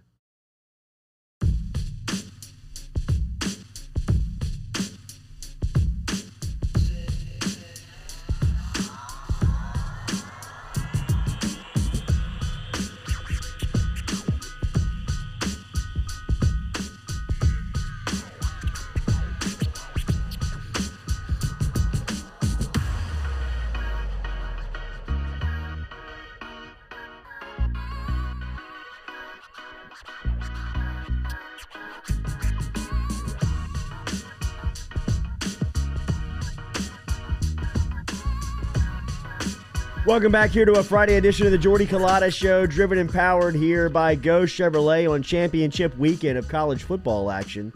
As you will find out if LSU is bowl eligible on Sunday. They are bowl eligible. What bowl that they are announced to, you will find out on Sunday.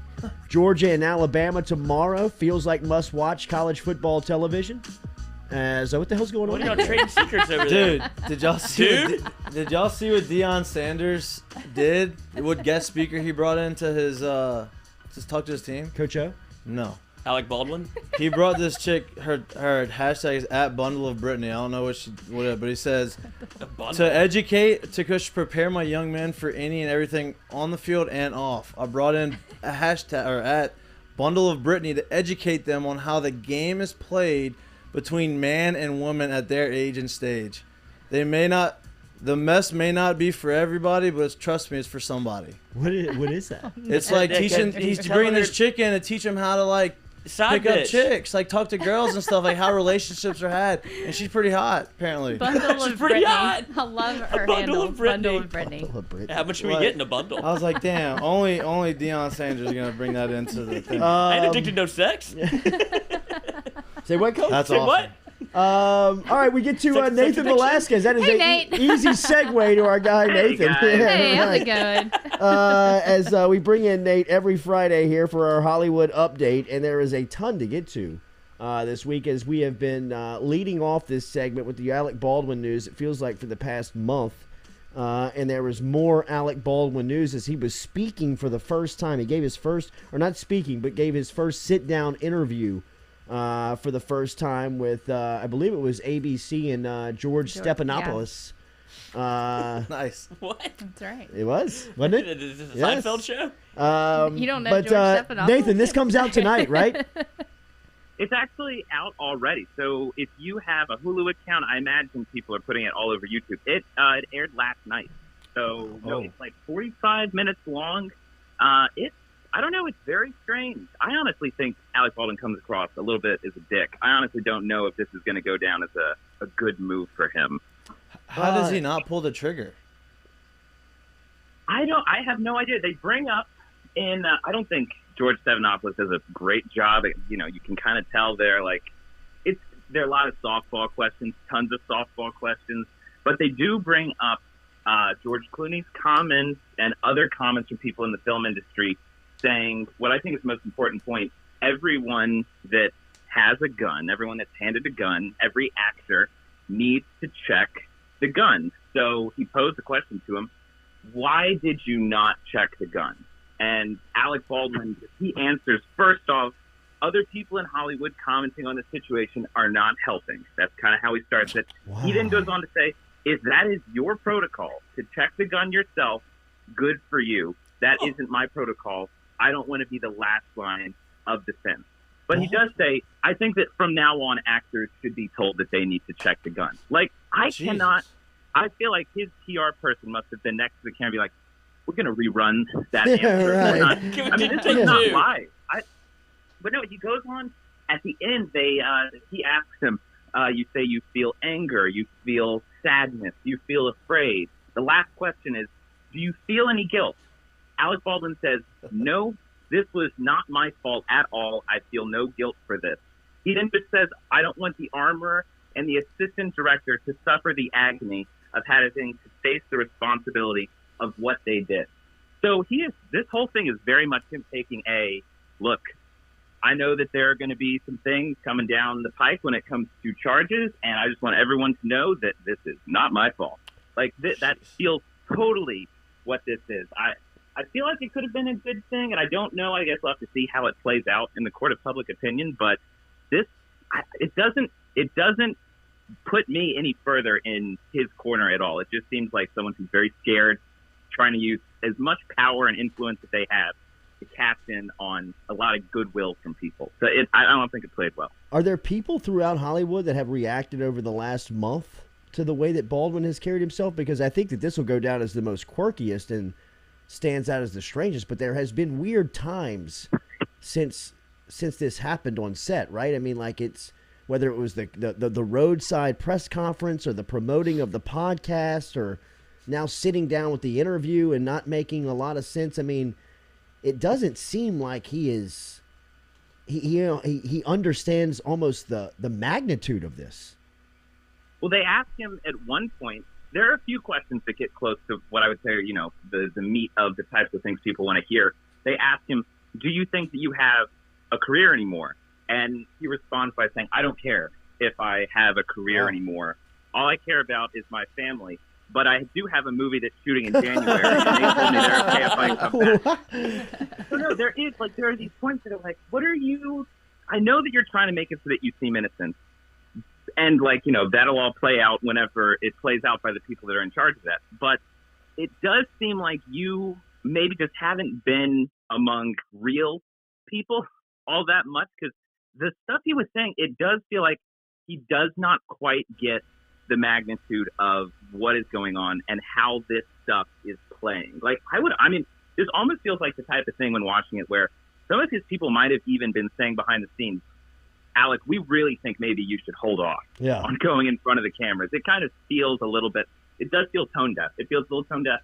And as far as what people are saying about the situation, saying about him, I feel like people are probably playing it close to the belt, a little conservative, and saying, we don't know if we're going to be able to use you in this movie. Like, people could hate you in 3 months, or people could forget all about this. I still think we don't know about that for sure. It is, it is a story that has got a lot of people captivated for sure. We will stay on top of it and continue to talk about it here on Fridays as Nathan Velasquez is here, the 5-Minute Critic. Make sure you are subscribed to Nathan's YouTube channel at 5-Minute Critic to keep up with the reviews. And I believe we're in the are we kicking off the Christmas series today?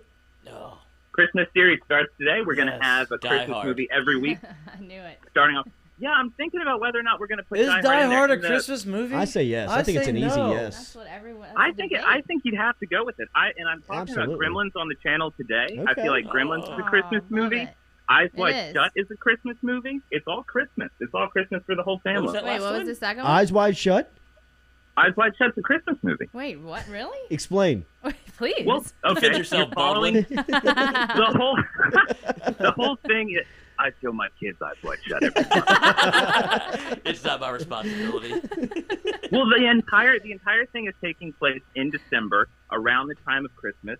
Like, look up a still from Eyes Wide Shut. There's Christmas carols playing throughout the entire soundtrack. Like, I guess, it's but happening still. on the verge of the whole thing. So To me, I think that it's. go ahead. Yeah, go ahead. No, go ahead. Go ahead. No, No, you go ahead. You go. You hang up. I feel like a big part, if it's taking place around Christmas, and I think that's, you got to kind of really look at what else the movie is doing. But I think if it's taking place during Christmas, and it's putting the Christmas feeling into the way it's telling its story, whether it's in the music or the set, if it's creating that Christmas environment, then at that point I'm like, well, if it makes you feel like Christmas, if it makes you feel a little bit weird that you're watching it in June because of all the Christmas stuff, then I think never it thought of it counts that as way. Christmas. Don't Honestly. overthink it, Nathan. I'm with you on everything that you lay out there. like I a think if it religious makes you experience. feel like never Christmas, thought of Eyes Wide if Shut you as hear a Christmas. Christmas carol, if you hear a Christmas lyric, I think that it is a Christmas movie. Think Eyes Wide Shut. which Makes is why sense. Die Hard to me is an easy call. I don't even know what the debate is on whether or not it's a Christmas movie. Yeah. I think of Christmas movies. And I think as Santa's in it. I think Christmas Yeah, movies are just Santa like is. I don't know. For me, it's like it doesn't matter if it's Christmas in it. I just want it to be. I just want. You want it to be about Christmas. Yeah, exactly. That's the exactly. stipulation, Well, right? If exactly. there's Christmas The elements, point- does it make it a Christmas movie? The point that made it, a weird thing for me when I was actually thinking about this is my favorite Christmas movie is It's a Wonderful Life. Okay. It's Okay. about Yeah. 2.5 hours long. And most of, it takes, just like the ending portion takes place during Christmas. Like, the movie itself, there's nothing really Christmassy going on until, the last scene in the movie. Yeah. Or, I guess that's right. that last section of the movie. So I thought, yeah, that's got to be the thing that ushers it into being a Christmas movie. Then, hey, yeah, apply that to Die Hard. And, of course, Eyes Wide Shut, a movie for the kids. Home Alone is better than Home Alone is better than Home Alone 2, right? I would have to say so. Yeah. So, yeah, I think I'd they're have to both say so. top Yeah, they're both 5 great. Christmas Yeah. movies. Yeah. Home For Alone sure. 3 really stunk it up, though. Yeah. What is Very your favorite bombed. Christmas movie? Mine would probably be Home Alone. A Christmas Home Alone Story. I love Scrooge. That's a good Scrooge. one. We're a Christmas Story It's a family, Wonderful the 24 Life. Hours It's of a Wonderful Christmas Life Story. is great. Is that Little Timmy? Yes. I don't think I've seen that all the way through. Y'all are off like Elf and that stuff. Yeah. I love Elf. I love Bad Elf. Santa? Oh, I love Over and Elf over. is great. That's I love National Elf. Lampoon's. Elf. Yeah. Oh, that's my Christmas favorite. Vacation? Christmas Vacation is my favorite. Christmas Vacation is. And you know what gets funnier to me every time I watch it is Four Christmases. I used to not like Yeah, it, it is It's and every fun. time I watch it, I'm like, I laugh more now than I feel like I did the first time I watched it. That's a relief med movie. It is. How Yeah. many times have you seen Four Christmases? Yeah, that's a good question. Well, no, it's always on TV. It's always on Freeform Oh, or it's always wherever. on It is the one I TV. like. So it's like if there's nothing on TV, you just put it in the background. It's like, I don't know. Captivating. It's not the greatest movie, but Vince Vaughn in the role of a lifetime. yeah, yeah. Gucci family, or excuse me, House of Gucci. Have you seen it? Hashtag. I loved it. I loved the movie. I feel like I totally get it. There are some people out there that are saying, oh, the ending. And yes, there are some fair criticisms about how it ends. And, maybe it's not totally consistent in terms of style. But I feel it's a fun movie. It's fun as hell. I feel like it is a shame to go and see a movie like this in a theater and then walk away going, well, the tone wasn't wholly consistent throughout every single scene. It just kind of the whole thing. It's been a long time since I think we've gotten something that has this much fun at this level. So I think you should go see it in the theaters. And yeah, the Gucci family is pissed off because they said the head of the company, whenever they were alive, they said he was a very handsome man, he was a tall man, he was thin, and they're pissed off that he's being played by Al Pacino, who is on the heavier side right now and has sideburns. And Ridley Scott responds to them. Ridley Scott, the director, responds saying, what did he say? He said pretty much something along the lines of, you would be so fucking lucky to have an icon play the head of your family. Pretty much telling them, Sit down and shut up. Al Pacino playing you. Right. Who cares if he's a little bit chubby? I don't know. But the movie's great. It shows you the vanity at the top. Yeah. That's not Gucci. Al Pacino's not Gucci. Even Pacino gets shunned off by the elitists. Nate, who would play you in a movie? Well, that's a tough question. Who would play me in a movie? I'm always told that I look like the Adam Devine actor, which I'm not totally thrilled about that comparison. But I've heard it enough that I'm pretty sure that's probably who would be cast. Nate, we have a psychopath in our chat, Cody Boudreaux, about Dune. He super chats in. Pays money to hear about. He does. Yes. He does. He actually super chatted in a hashtag Ask Nathan thoughts on Midnight Mass. But I do know that Dune goes into the IMAX, right? Midnight Mass, tough. Dune goes into IMAX today. They haven't said how long it's going to be back in IMAX, but Dune has now surpassed $380 million. Jeez. One of the Cody biggest. Boudreaux, how much did you give? Cody funded half of that. Probably so. He's just like laying dollars down in the theater. When the whole thing's going. In the strip club. It's a great movie. It's a great movie. I mean, I love that so many people have been going to see this in the theaters because it's the type of storytelling that you get with Star Wars or Lord of the Rings. Huge universe building stuff, and it does that really, really well. It did well enough with the audience that it got a sequel pretty much immediately.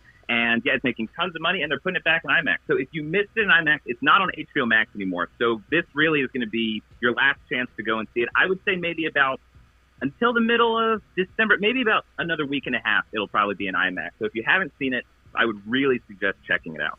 5 Minute Critic is on YouTube. You can find 5 Minute Critic all over social media. Nathan Velasquez is back with us every Friday here on the Jordy Culotta Show. Freezing up in New York? Is it cold? It's cold. It's getting cold. I'm about to have to go and buy a new coat. Ish. All right, bro. Stay warm. We'll talk to you soon. Talk to you later. Later, buddy. There's Nathan Velasquez checking in this morning, as you can follow him on the 5 Minute Critic material. Remember, you can find him there. Cody just paid us again for Dune. Dune Talk. Week is complete. $2? $2.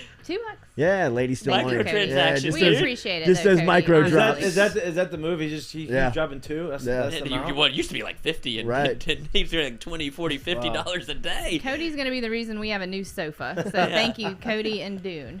We'll appreciate that. We'll put a poster up in the noodle for him. Absolutely. He's sending us a poster. Is that still happening? movie Cody? poster? He said that he was sending us a signed movie poster. We, at this point, we would frame it, make it a centerpiece. Absolutely. Yeah. Relief Med. Remember our friends over at Relief Med. RELEAF med.com is the website. You can find Relief Med there. It's easy to get over there and get signed up today if you are looking for help with any of the conditions. And I told you it's very easy to find them online over at Relief Med. It's very easy to have the conditions. Yes, anxiety, sleep apnea, chronic pain, PTSD, chronic pain, make something up. depression, Can't do that. back pain. Go work out. Anything that you are looking to relieve.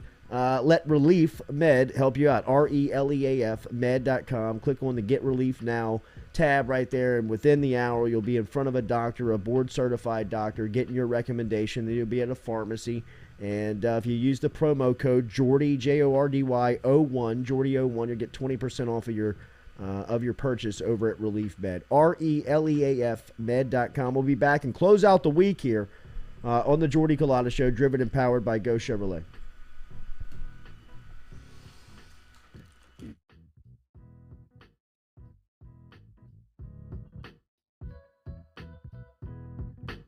Go Chevrolet is proud to announce Go Express Auto Sales, the new used car lot located in the capital city of Baton Rouge, Louisiana, at 11522 Florida Boulevard. Go Express Auto Sales is online at goexpressautosales.com, or you can search them on Facebook and social media at Go Express Auto Sales, the newest addition to the family of Go Chevrolet. Remember, Go Chevrolet is located down in Laplace, Louisiana, but now welcoming aboard Go Express, the new used car lot located in Baton Rouge, Louisiana at 11522 Florida Boulevard.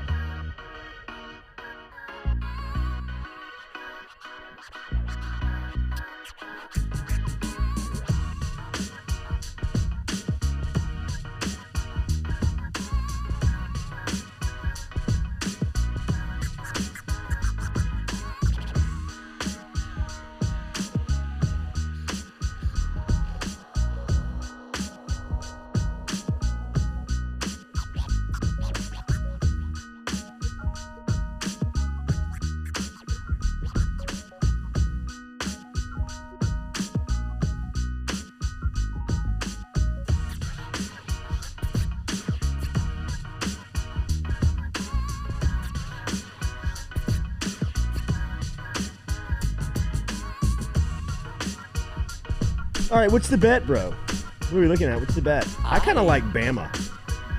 Okay. Am I falling in the trap? I think you're falling. I'm not. I like everybody Georgia. likes them. Georgia. Either way, it feels like a trap, right? Everybody likes Bama. And the fact that UL's an underdog, I like UL too. Are they the underdog at home? Right? Didn't he? Yeah, say? I think Mintz did say Well, he they was played. underdog. This was the same spread that they put out the last time that they played. It was Appalachian State at UL, I believe, and it was UL catching 3.5 at home. Wait, who are they playing? Appalachian State. Yeah. And it was UL catching, I think, the same amount of points, like 3.5, and they wiped the floor with them by like 30. It was like 41-3 in the third quarter. So they absolutely ran the woodshed with them. So I would imagine that you throw that game out if you're like a Vegas line setter. Like you really don't take that into account. Well, I think Vegas is probably looking at it as he left, he's whatever. But I think it's going to be opposite. I do too. They're going to play for him. I think he's earned enough respect from his team. They understand that this is the move he has to make for his career, that they're going to let him go out with a bang for sure. Don't you think he has that kind of pull around the locker room where it's not F him for leaving. It's dude, we're riding for Billy one last time. Let's send this dude out on a high note. Absolutely do. I think that. All right, we'll do it. Look, that's the bet. All of the, everybody in there has known that Billy Napier's name. Everybody in that locker room has known that Napier's name has been tossed around on big jobs, and at some point he was going to bail. He was going to jump to one of them. So I think that a lot of people probably in that space, in that locker room, probably thought that you were playing with house money anyway by having him on staff to having this long. So I think that, I think that they do. I think they rally and they play hard for him. I don't think that there's any type of awkward feeling to animosity, this ill moment. will. Yeah, this is. I mean, I think that this is the pick him up and put him on your shoulders moment, right? Yeah. To carry him off, and they're going to play hard. 2 games tonight.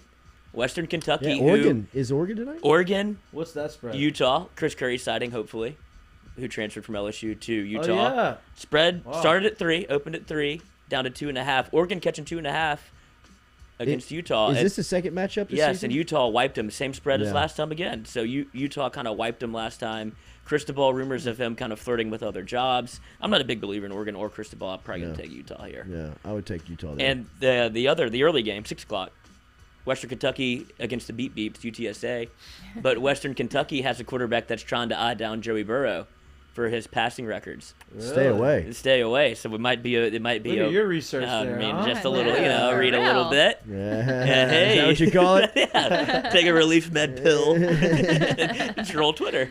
Job's hard. So that's there's 3 games tonight? 2. You all play tomorrow. Pac-12 and then so UL's tomorrow. What time's that UL kickoff? Let me find it. What's it is Georgia? at 2:30 p.m. Central Time. And Georgia and Alabama's 3:30? I thought 3. it was 4. Is it 3? 3. Really? 3 o'clock. Wow. 4 Eastern. 4 Yeah, Eastern. That's right. Fucking time zones, dude.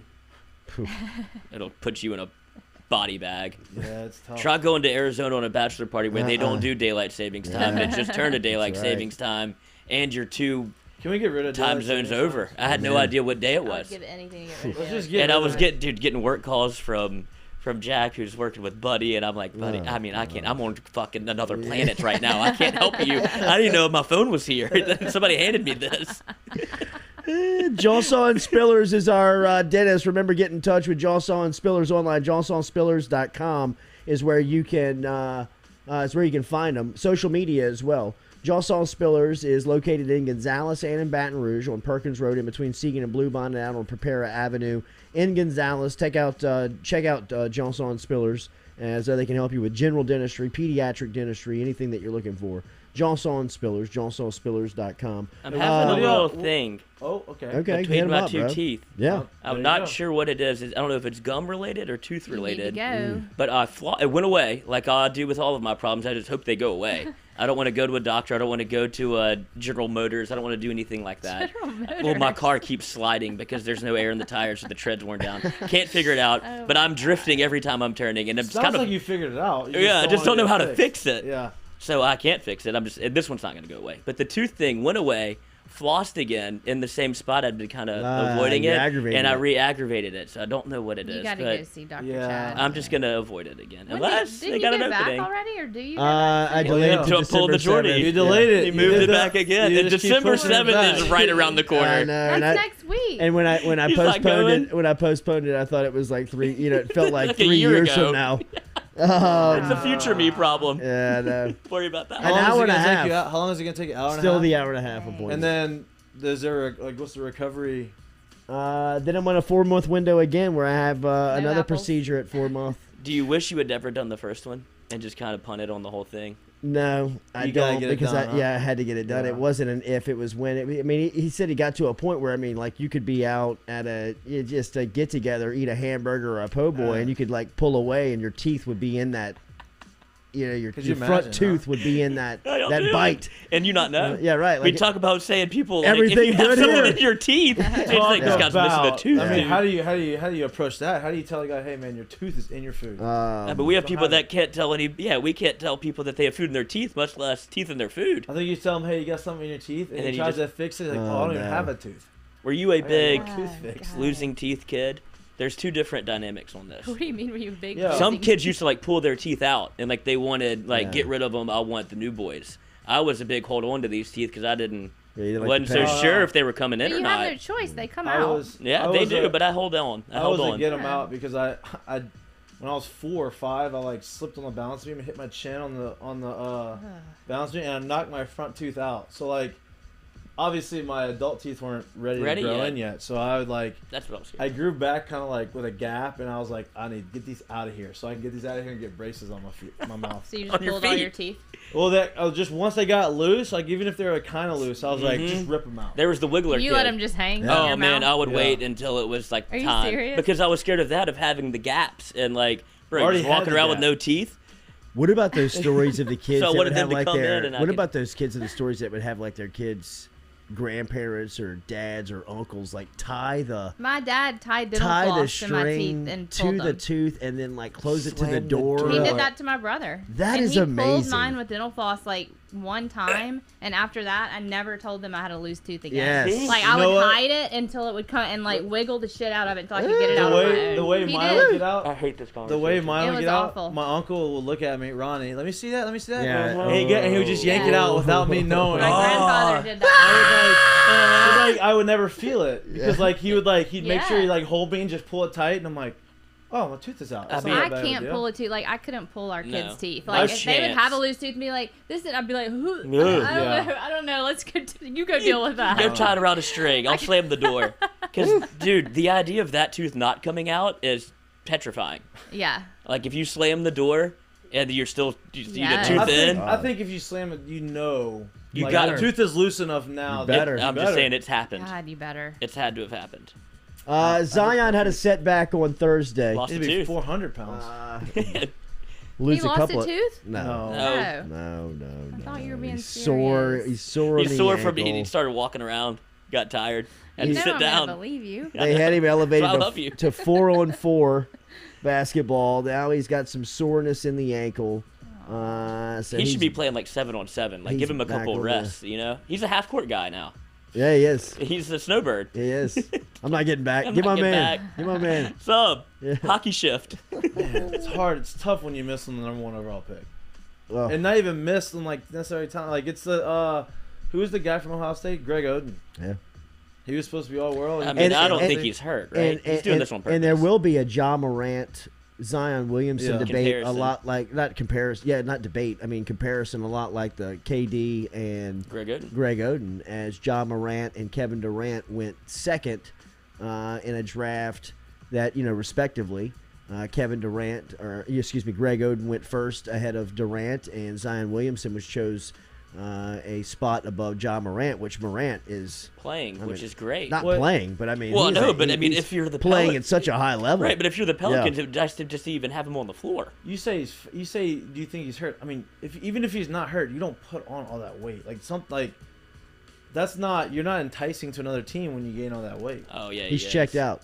He's enticed. He's doing the James Harden. Of course, someone's gonna want to get him, but like, dude, he's already struggled with weight. If you don't show somebody that, hey, I have control of this, like, I mean, yeah, they're gonna take a shot on him, but he's not gonna be the person that they think that he is. I think he will. I think he'll do the James Harden Okay. where he gets out of shape on purpose. If you're telling me an Boy, that's a bold athlete move. of that caliber is. can't get I right back agree. in shape, like I don't know, I man. think That's he a can. bold move, dude. I think that the knock is fair on whether or not he can stay in shape. We saw how fast he could get into shape, that's what I'm saying. but he couldn't maintain it. Yeah, so I mean, it's the maintaining. He part. couldn't sustain it. He couldn't.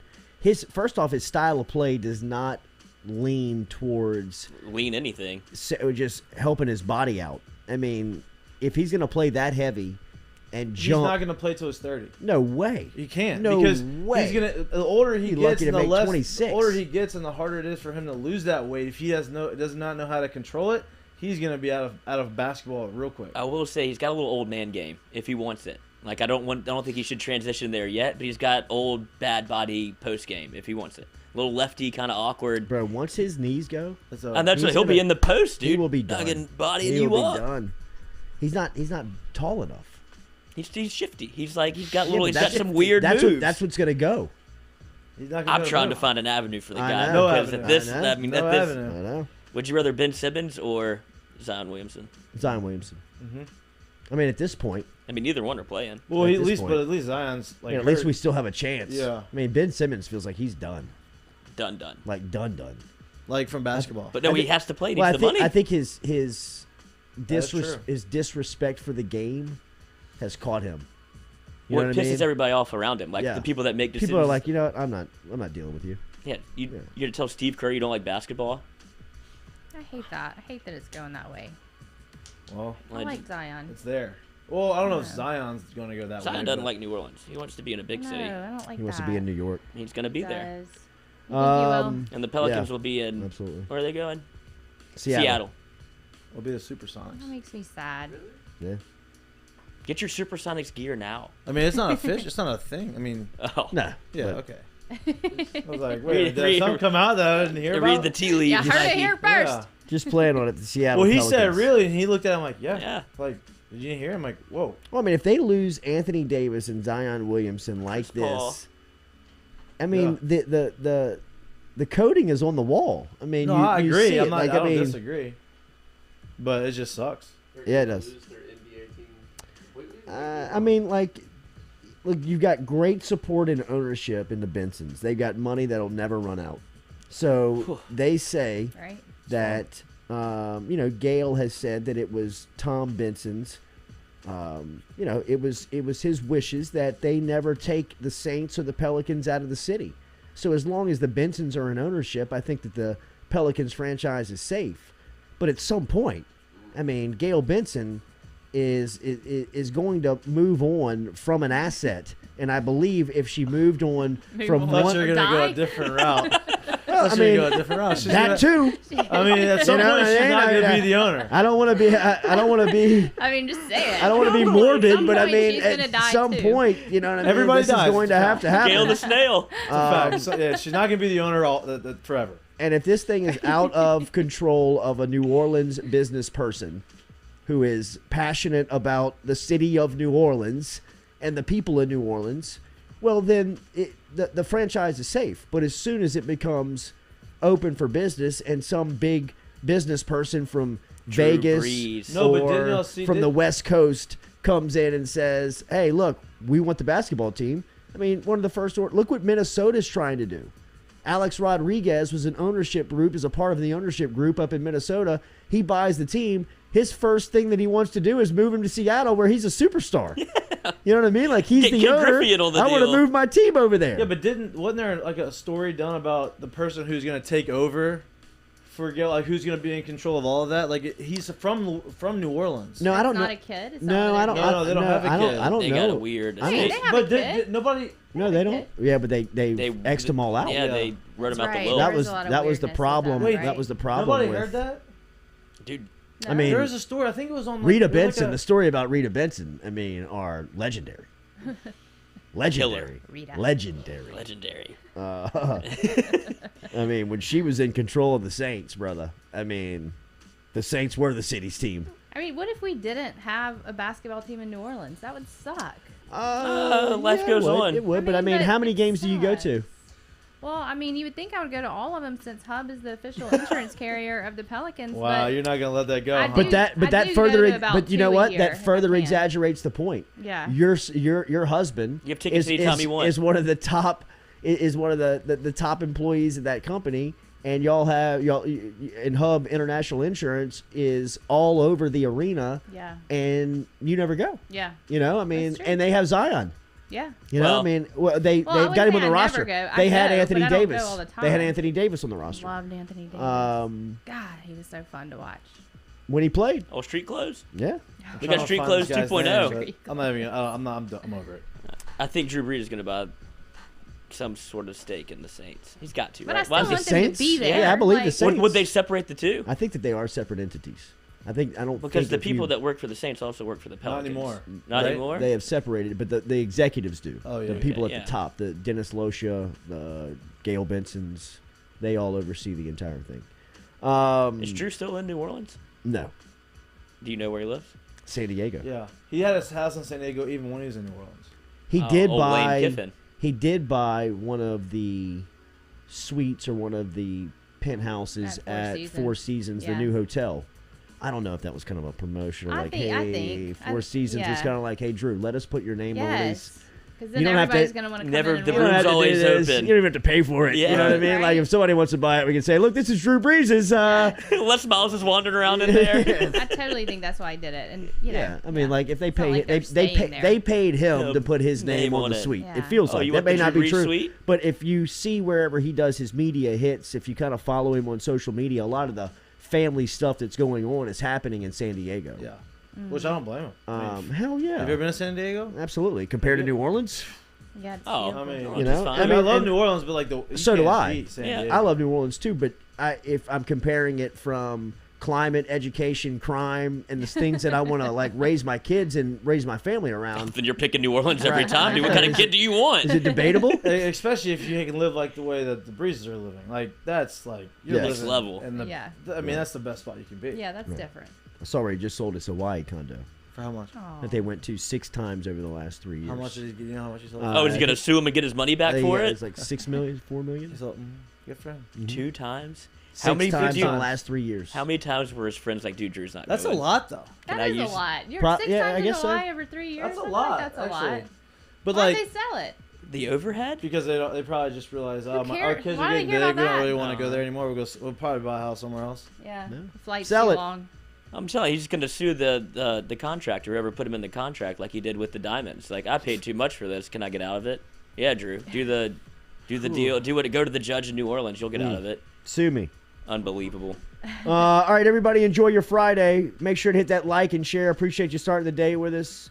Have a good weekend. What y'all We'll got be for back the with you. weekend? What y'all doing? Oh, engagement party Saturday night. Christmas I had parties 2 all actually. weekend. Had to make the call. Let them know I can't go to one. Got to go to the other. Ooh, So- Good for you That's for a- calling. That's a tough one. Yeah. That's a Well, I tough didn't one. call. I got a text and I didn't respond yet, but I will call. Okay. Yeah. All right. Wow, that Wait, story fell off the Wow. cliff. It So you do- did. I didn't expect the follow up. Jeez. Jeez. You went from the good guy That's to the good though. dick. You actually I know. didn't. So you haven't could've responded to kept the it text yet? I got it late last You night. gonna go day of party? I'm gonna call him probably today. Really? Yeah. You have you to know. today. Do it now.